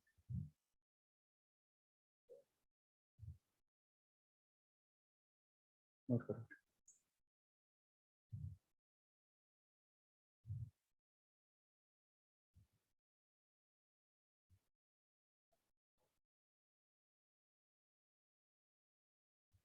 इसके सॉल्यूशंस, जो शीट के सॉल्यूशंस मेरे पास अवेलेबल है वो मैं अपलोड कर दूंगा LN+ पे, है ना, वहां से आप ले लेना, ठीक है। आप लोग लॉगिन अवेलेबल होगा ना सबका? अच्छा सॉल्यूशंस है शीट के, ठीक, कोई बात नहीं, मैं अपलोड कर दूंगा 2 मिनट। अच्छा सर ने दिए थे, कोई बात नहीं, मैं दोबारा से कर दूंगा, तो अपलोड कर दूंगा मैं सॉल्यूशंस। आप लोग एक बार इलेक्ट्रो के सॉल्यूशंस देख लेना। और रेस के भी एक्चुअली 15 तक की रेसेस के सॉल्यूशंस नहीं थे, 16 तक शायद, है ना, वो शायद रह गई है ना, हाँ बता रहे थे, वो अपन डिस्कस कर लेंगे किसी दिन, उसके लिए मैं एक्स्ट्रा रख लूंगा, फिर उसमें डिस्कस कर लेंगे, है ना। नॉर्मल में क्या सब कंफर्टेबल नहीं होंगे ना, क्योंकि अब पुराना हो गया ना। चलो अब वापस आते हैं, स्टार्ट करते हैं O1 एक्सरसाइज से, क्वेश्चन नंबर 1 to 23। पहले मुझे आप डाउट्स बताते चलना, एक एक पॉइंट हल्का हल्का सा डिस्कस भी करते चलेंगे। क्वेश्चन नंबर 1, क्वेश्चन नंबर 1 हो गया बेटा, क्वेश्चन नंबर 2 हो गया। मैं थोड़ा सा आइडिया दे देता हूं आपको, है ना। किसी भी चीज को, जैसे एक होता है चार्ज के बारे में, एक प्रॉपर्टी होती है कि जो चार्ज है उसको हम क्रिएट या डिस्ट्रॉय नहीं कर सकते, लेकिन चार्ज एक बॉडी से दूसरी बॉडी में ट्रांसफर किया जा सकता है। चार्ज को ट्रांसफर करने के 3 मेथड होते हैं, एक बाय द फ्रिक्शन, एक होता है बाय द कंडक्शन, एक होता है बाय द इंडक्शन। तीनों में अंतर क्या है? फ्रिक्शन का मतलब होता है, आप ऐसा समझो अगर मैं अपने दोनों हाथों को रब करूं, ऐसे करें ना, करके देखो, तो गरम गरम फील होता है ना। होता क्या, हमने मैकेनिकल वर्क किया, उससे हीट डेवलप हुई। अब ये हीट क्या करेगा, इलेक्ट्रॉन ऑब्जर्व कर लेता है। अगर इस एनर्जी की वैल्यू मेटल के वर्क फंक्शन से ज्यादा है, वर्क फंक्शन होता है एक मिनिमम अमाउंट ऑफ एनर्जी जो इलेक्ट्रॉन को उस मेटल से फ्री होने के लिए रिक्वायर्ड। तो मैंने क्या किया, इसको रब किया, हीट जनरेट की, ये इलेक्ट्रॉन एब्जॉर्ब करेगा। अगर ये एनर्जी उतनी सफिशियंट है कि इलेक्ट्रॉन एक सरफेस से बाहर निकल जाएगा, तो जहां से निकला वहां कैसा चार्ज हो गया, पॉजिटिव, जहां पहुंचा वहां कैसा हो गया, नेगेटिव। तो बाय द फ्रिक्शन हम चार्ज को जनरेट कर सकते हैं, तो एक्चुअली हम ट्रांसफर करके पैदा कर रहे हैं। दूसरा होता है बाय द कंडक्शन। कंडक्शन का मतलब होता है टच करा के, कॉन्टेक्ट में। लेकिन ऐसा सिर्फ मेटालिक ऑब्जेक्ट में हो सकता है, क्योंकि नॉन मेटल्स में चार्ज का ट्रांसफर नहीं होता।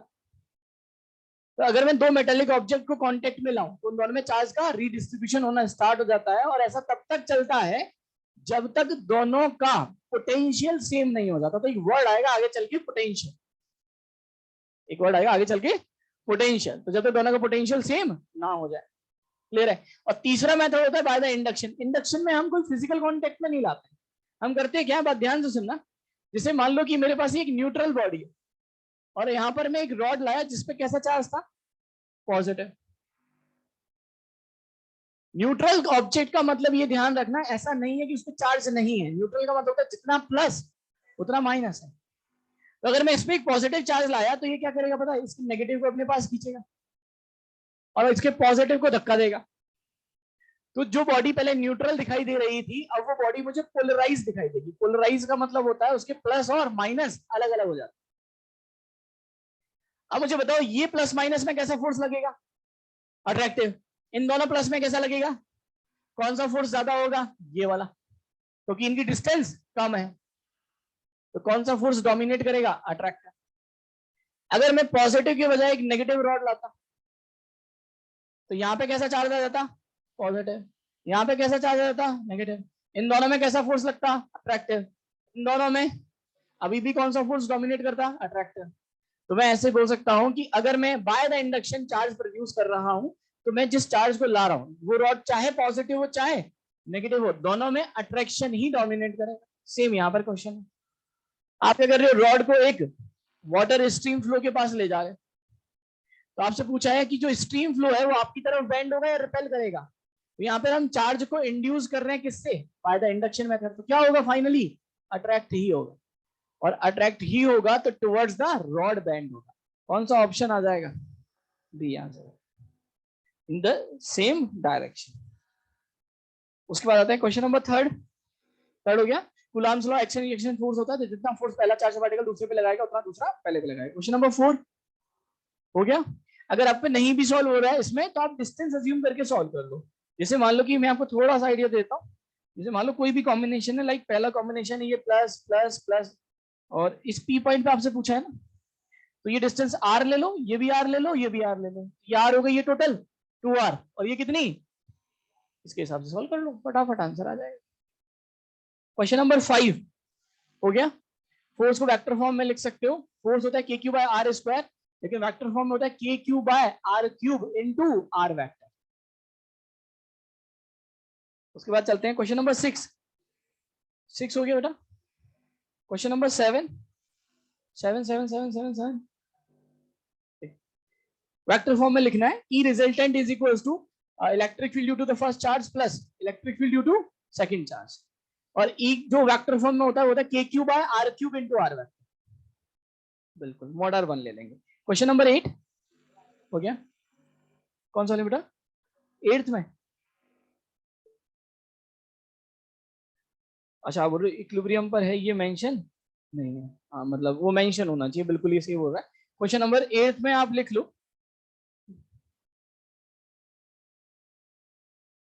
अच्छा नहीं मेंशन करने की जरूरत नहीं है, सुनो।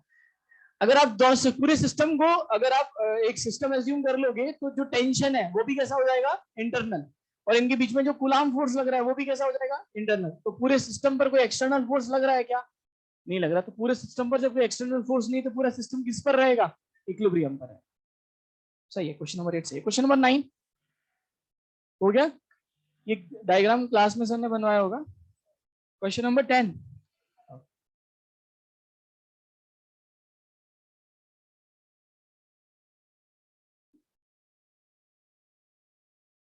एक बार 10 रीड करो बेटा सब लोग।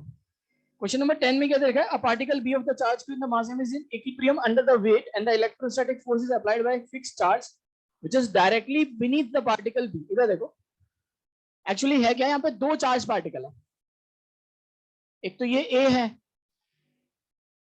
और एक ये b है, इस तरह से। अब इसने बोला है जो b पार्टिकल है ना वो इक्विलिब्रियम पर है, इस पे कौन कौन से फोर्स लग रहे होंगे, एक तो mg, और अगर ये इक्विलिब्रियम पर है तो इसकी वजह से इस पर जो इलेक्ट्रोस्टैटिक फोर्स लगेगा वो ऊपर लगेगा, ऐसे लगेगा, तभी ये इक्विलिब्रियम पर होगा।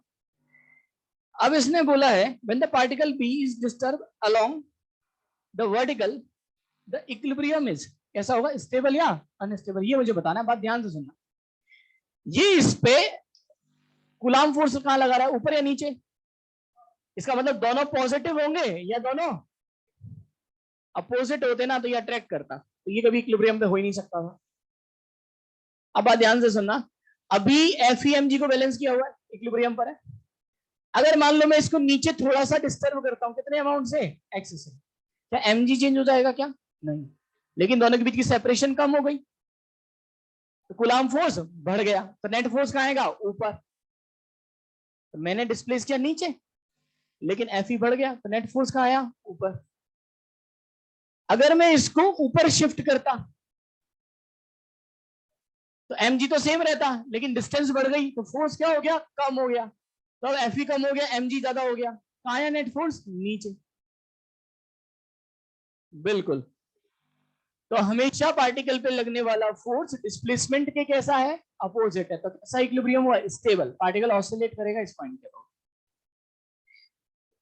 स्टेबल इक्विलिब्रियम इसका आंसर आएगा। क्वेश्चन नंबर 11 बेटा देखो मैं आइडिया दे देता हूं, बहुत ही सिंपल सा क्वेश्चन है। इसने बोल रखा है क्यू चार्ज प्लेस है सेंट्रॉइड ऑफ द ट्रायंगल और इसकी तीनों साइड्स पे कैपिटल क्यू चार्ज प्रेजेंट है, ठीक है ना, और इसकी लेंथ दे रखी है आपको ये d मान या l मान।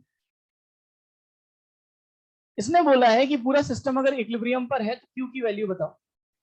अब देखो अगर पूरा सिस्टम इक्विलिब्रियम पर है तो सिस्टम पे लगने वाला नेट फोर्स क्या होगा, जीरो। एक तरीका तो है कि सेंटर पे नेट फोर्स जीरो करे, अरे भाई सेंटर पे नेट फोर्स जीरो कर दोगे तो आप क्यों नहीं निकाल पाओगे, फोर्स अपने आप ही जीरो हो जाएगा, ये इधर लगेगा ये इधर लगेगा ये इधर लगेगा, तो क्यों कहां से आएगा, कट जाएगा वो तो।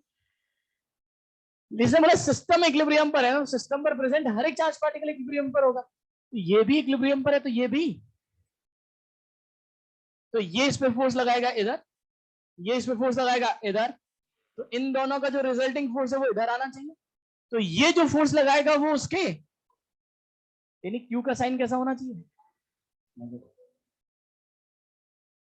अब निकाल सकते हो वैल्यू कितना आएगा, क्लियर है। क्वेश्चन नंबर 12 हो गया, सेमी इनफाइनाइट वायर है, मैंने इसके एक एंड पॉइंट पे आपको फील्ड निकालवाना, क्लास में भी मैंने भी कराया था क्वेश्चन और सर तो करा ही चुकी class. Question number 13, question number 14 हो गया, इसको दो अलग अलग आर्क में डिवाइड कर सकते हो, दोनों आर्क के लिए आप ध्यान रखना जब भी आप इलेक्ट्रिक फील्ड निकालते हो वो हमेशा एंगल बाइसेक्टर पर आता है, अगर पॉजिटिव है तो सेंटर से अवे आता है, तो नेगेटिव है तो सेंटर की तरफ आता है। सबको क्लियर बात यहाँ पर। क्वेश्चन नंबर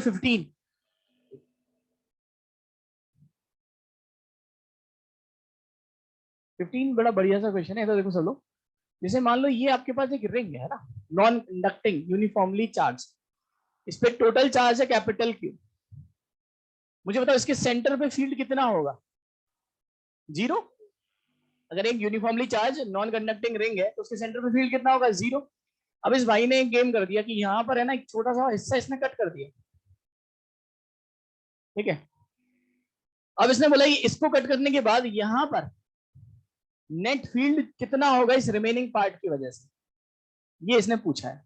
अब इसको दोबारा से समझते हैं। मैंने क्या किया, आप मेरे से बोले कि सर एक काम करना, मार्केट से एक रिंग खरीद के लाना, मैं खरीद के लाया, मैं नाश्ता नाश्ता आ रहा था, पता ना गिर गई मेरे हाथ से और टूट गई। कितने टुकड़े हो गए, दो, एक ये छोटा वाला टुकड़ा और एक ये वाला टुकड़ा। ठीक है, मैंने कहा आप तो मारोगे मुझे, तो मैंने क्या किया, उसको चिपका दिया चुपचाप, है ना, और आपको दिखा दिया देखो ये रिंग है, आपको पता ही नहीं चला। मैंने आपसे पूछा बताओ नेट फील्ड कितना, आपने क्या बोला, जीरो। क्लियर है। तो मैं ऐसे बोल सकता हूं क्या कि अब ये एक रिंग ना हो के कितने टुकड़े हैं, दो टुकड़े, तो मैं बोल सकता हूं इसका फील्ड और इसके फील्ड का नेट रिजल्टेंट जीरो आ रहा है। और ऐसा तभी हो सकता है जब जितना फील्ड ये वाला पार्ट, क्योंकि अगर सपोज ये पॉजिटिवली चार्ज है, ये वाला पार्ट कहाँ लगाए, नीचे, उतना ही फील्ड ये जो रिमेनिंग पार्ट है वो कहां पे लगाए, ऊपर, तभी तो नेट जीरो होगा। तो मैं ऐसे बोल सकता हूं कि अगर मुझे इस रिमेनिंग पार्ट का फील्ड निकालना है, उसके बजाय मैं इस छोटे से टुकड़े का फील्ड निकाल दूं। दोनों के फील्ड की वैल्यू क्या है, सेम है।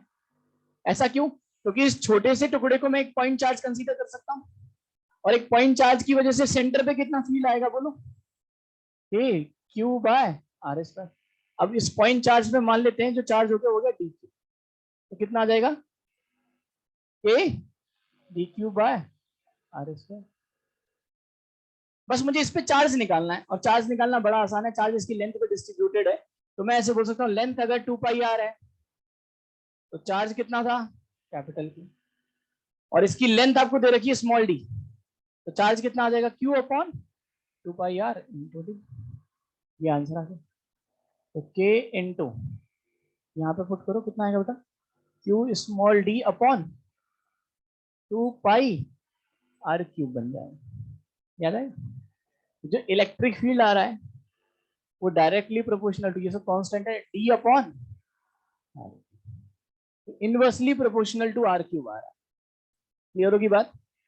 और इस रिमेनिंग पार्ट की वजह से फील्ड कहाँ आएगा, ऊपर, मतलब towards the cavity, towards the gap. तो आंसर आएगा टुवर्ड्स द गैप, और वैल्यू आएगी inversely proportional to R cube. तो कौन सा ऑप्शन मैच कर रहा है, A, that is directly towards the gap and inversely proportional to the R cube. सबको मेरी बात बढ़िया से समझ में आ रही है, अच्छे से। चलो अगले क्वेश्चन की तरफ बढ़ते हैं। क्वेश्चन नंबर 16 हो गया बेटा, है ना। अगर देखो यहाँ पर जब हम रिंग के लिए डायग्राम बनाते हैं ना, तो ये डायग्राम तो सबको याद है, कर्व ये होता है। अगर मैं आपसे पूछूं वो पॉइंट्स बताओ जहां पर electric field, maximum electric field का आधा है, ऐसे कितने पॉइंट्स होंगे। तो भाई साहब ये मैक्सिमम फील्ड है, तो उसका आधा ये, उसका आधा ये, कितने पॉइंट्स मिलेंगे, 4।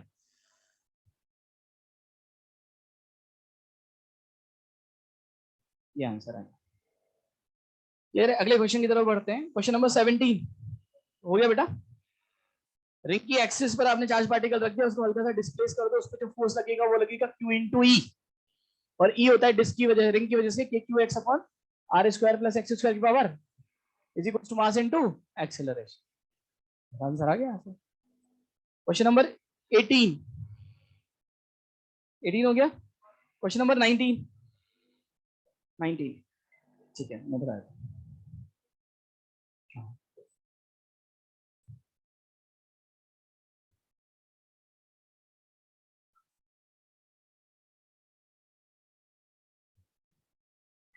देखो 19 में, चलो मैं आपको पुराना पॉइंट आपको याद कराता हूँ, उससे आपके लिए बहुत आसान हो जाएगी चीजें। जब हम लोगों ने वर्टिकल सर्कुलर मोशन बचपन में पढ़ा था, है ना, बचपन ही तो हो गया, जब हमने वर्टिकल सर्कुलर मोशन बचपन में पढ़ा था तो हमें पता चला था कि अगर मैं मिनिमम टेंशन की बात करता हूं तो टेंशन कहां पर आ रही थी, सबसे हाईएस्ट पॉइंट पर मिनिमम आ रही थी। जब मैं रूट ऑफ 5gl से फेंक रहा था तो हाईएस्ट पॉइंट पर टेंशन 0 हो रहा था। अब इसको एक कंसेप्ट बनाते हैं। सबसे हाईएस्ट पॉइंट कौन सा पॉइंट है, mg के अपोजिट, mg के अपोजिट। तो जैसे मान लो ये mg नीचे लग रहा था, इसके जस्ट अपोजिट ये वाला जो पॉइंट है, यहाँ पे टेंशन मिनिमम। तो जी का मतलब मैं जी फैक्टिव बोल सकता हूँ। तो यहाँ से हमारे पास एक कंसेप्ट बन गया कि किसी भी वर्टिकल सर्कुलर मोशन में जो मिनिमम टेंशन फोर्स होगा वो जी इफेक्टिव की डायरेक्शन के अपोजिट होगा। क्लियर है। अब वापस आते हैं इस क्वेश्चन पे। अगर आप इस क्वेश्चन में देखोगे तो भाई हमने यहाँ पर क्या किया, इस पेंडुलम पे एक तो एम जी लग रहा होगा, और हमने एक एक्सटर्नल फील्ड में भी रख दिया, तो कितना फोर्स लग रहा है, क्यू ई नॉट। फोर्स होता है चार्ज इनटू दूसरे का फील्ड, ये लगेगा। अब ये क्यू ई नॉट क्या करेगा, इसको खींचेगा। कब तक खींचेगा, जब तक ये इक्विलिब्रियम पे ना आ जाए। मान लेते हैं ये सरकते सरकते वर्टिकल से कितना एंगल बना रहा है, थीटा।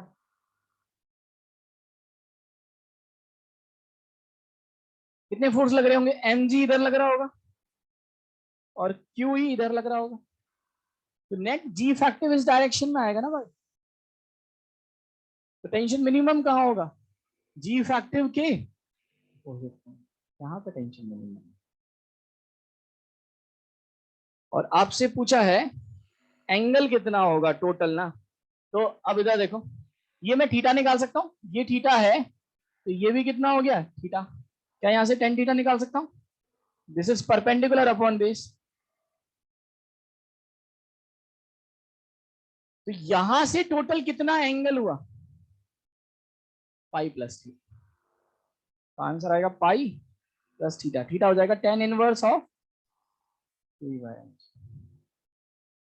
कोई ऑप्शन मैच कर रहे हैं क्या भाई, डी ऑप्शन, ठीक है। तुमको कहानी बढ़िया समझ में आ रही है, ठीक है।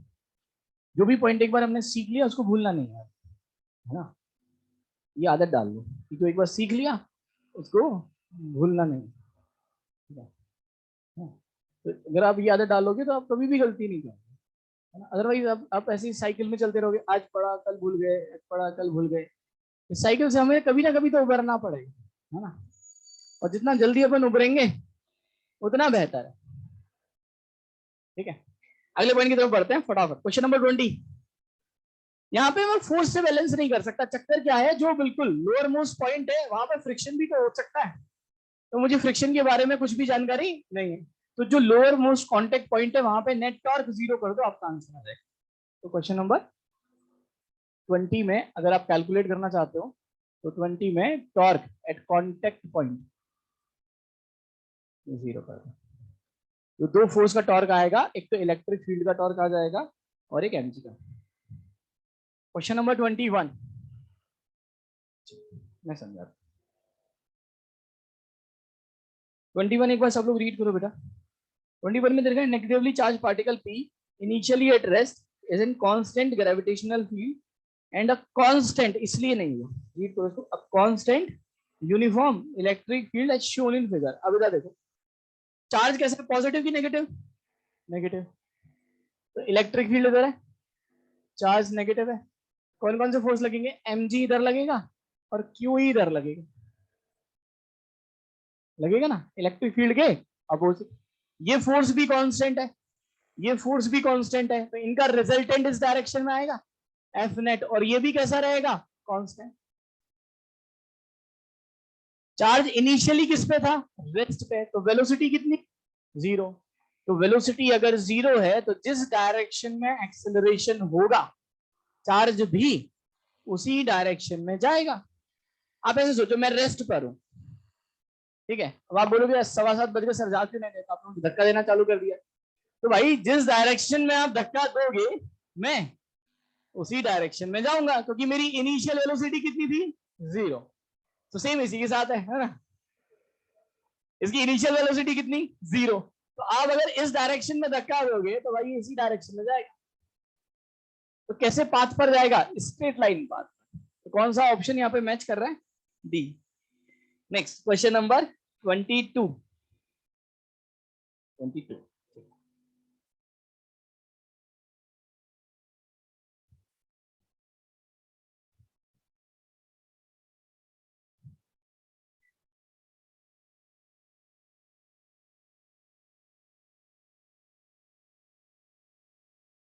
यहाँ पर इसकी लेंथ आपको दे रखी है एल, एक्सटर्नल फील्ड इस डायरेक्शन में दे रखा है, दिस इज ई, इस पे चार्ज दे रखा है क्यू, मास है एम।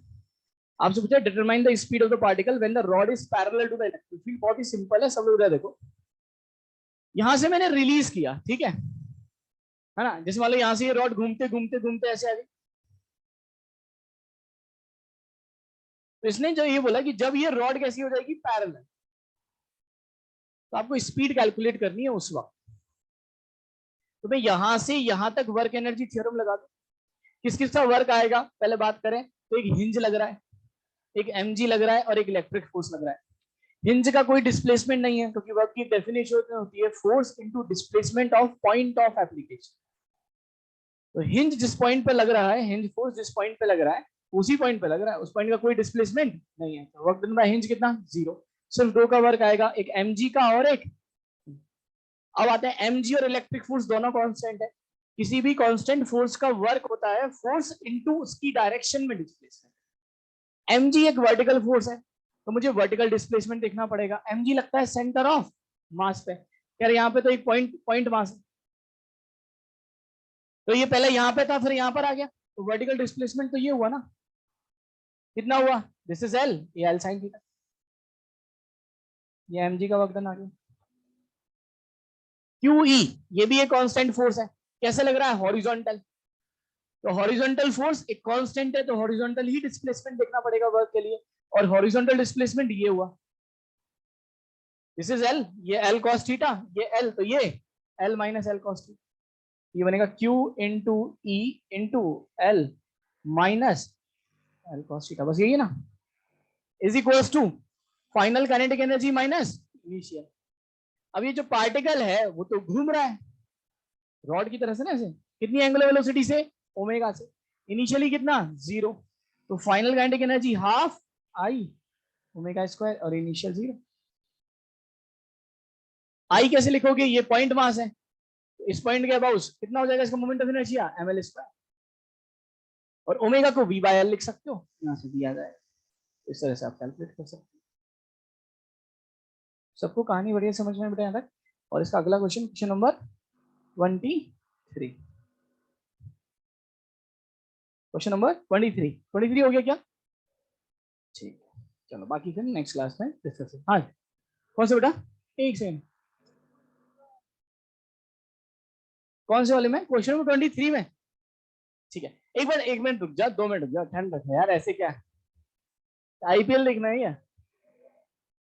देखना है, मैं ना पहले ना मुझे बड़ा शौक था आईपीएल देखने में, ठीक है, तो पिछले 2-3 साल से मैं नहीं देख रहा हूँ, तो मुझे ऐसा लगा कि यार मुझे ना क्रिकेट में इंटरेस्ट है, लेकिन मैं देख नहीं रहा हूँ, इसलिए शायद मजा नहीं आ रहा है। तो अभी क्या हुआ, थोड़े दिन पहले मैंने पूरा घर पे माहौल वाहौल बनाया है ना, बीवी है नहीं घर पे,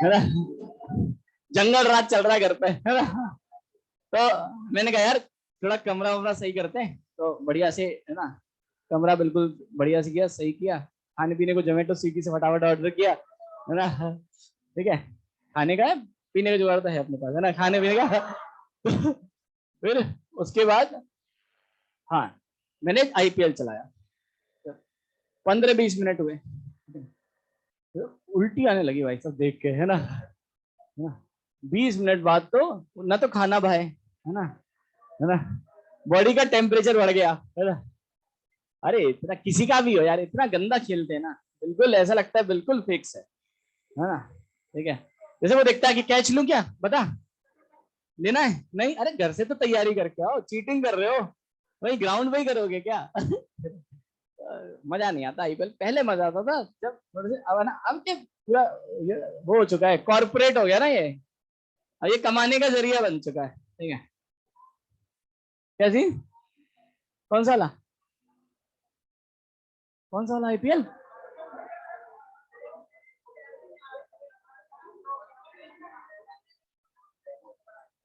कौन सा आईपीएल, ग्राउंड टू, अच्छा अच्छा, मैं समझ गया, मैं तुम्हारी भावनाओं को अच्छे से समझ रहा हूँ बेटा। चलो अब ये पॉइंट एक बार क्लियर कर देते हैं, बच्चे का डाउट है और आपको भी थोड़ा बहुत सीखने को मिलेगा, बात ध्यान से सुनना। जैसे यहां पर ये 2 नेगेटिव चार्ज है और यहाँ पर ये एक पॉजिटिव चार्ज है, ठीक है, दोनों के बीच की सेपरेशन कितनी है, ए, और ध्यान से सुनना, कैसे हम डायग्राम को ड्रॉ करेंगे, इलेक्ट्रिक लाइन ऑफ फोर्सेस को कैसे ड्रॉ करेंगे। सबसे पहले सर ने एक पॉइंट लिखाया होगा इलेक्ट्रिक लाइन ऑफ फोर्सेस में कि electric line of forces positive charge से स्टार्ट होती है और नेगेटिव की तरफ टर्मिनेट होती है। तो अगर मैं इलेक्ट्रिक लाइन ऑफ फोर्सेस को ड्रॉ करूंगा तो ये मेरा जो है पॉजिटिव चार्ज है, यहां से स्टार्ट होंगी और कहां पे टर्मिनेट होंगी, नेगेटिव पे। सेम ऐसा ही यहां पर भी हो सकता है, क्लियर है। अब क्या होता है कि कुछ इलेक्ट्रिक लाइन ऑफ फोर्सेस, देखो electric line of forces electric में इनफाइनाइट तक फैलता है, तो इस पॉजिटिव चार्ज से जो इलेक्ट्रिक लाइन ऑफ फोर्सेस निकल रही होगी तो जरूरी थोड़ी छोटा सा लूप बनाएगी, हो सकता है ये इनफाइनाइट राउंड घूम के वापस आए और नेगेटिव पे टर्मिनेट हो। तो यहाँ पे हम इसको ऐसे छोड़ देते हैं और फिर यहाँ पर नेगेटिव पे टर्मिनेट हो, इस तरह से दिखा देते हैं। सेम यहाँ पर भी हम बोल सकते हैं कि पॉजिटिव से स्टार्ट हुई और फाइनली कहाँ पर टर्मिनेट हुई, नेगेटिव पे। क्लियर हो रही है बात? तो अगर मैं इस तरह से देखूंगा तो मेरा कौन सा कर्व यहाँ पर दिख रहा है, सिर्फ डी दिख रहा है। आप देखो ना, डी में देखोगे तो पॉजिटिव से नेगेटिव, पॉजिटिव से नेगेटिव ये हो गया। यहाँ पर ये इनफाइनाइट तक जो फैल रही है, इसी तरह से यहाँ पर जो इनफाइनाइट में फैल रही है, वो एक्चुअली ये शो कर रहा है कि ये जो फील्ड है वो कहां से आ रहा है, इनफाइनाइट से आ रहा है। क्योंकि पॉजिटिव से निकलने वाली जो लाइन है वो इनफाइनाइट ट्रेवल करके भी नेगेटिव पे टर्मिनेट हो सकती है। क्लियर हो रही है बात? तो इस तरह से देखोगे तो आपके पास आंसर डी आ जाएगा, जो मोस्ट पॉसिबल। अच्छा 20 में, 22 में ये ध्यान रखना, mg का वर्क डन नहीं आएगा क्योंकि वो in the plane of paper है, हॉरिजॉन्टल प्लेन में। अगर वर्टिकल प्लेन में होता तो mg का वर्क डन भी आ जाता। ठीक है, तो ये 0 कर देंगे अपन, तो सीधे वो अब और आसान हो जाएगा, तो कुछ भी नहीं है क्वेश्चन में। ठीक है, चलो भाई ना, बाकी नेक्स्ट क्लास में कंटिन्यू करेंगे। रेस मुझे बता दो, रेस कहां तक हो गई? 12 तक डिस्कस हो गई। मुझे बता इलेक्ट्रो की रेस कहां से स्टार्ट है एक बार, क्योंकि मैं वो जो बीच की एक दो रेसेस है वो मैं आपको करा दूंगा, लेकिन मैं फ्लो स्टार्ट करना चाह रहा हूँ इलेक्ट्रो से। एक बार कोई तो लाया होगा।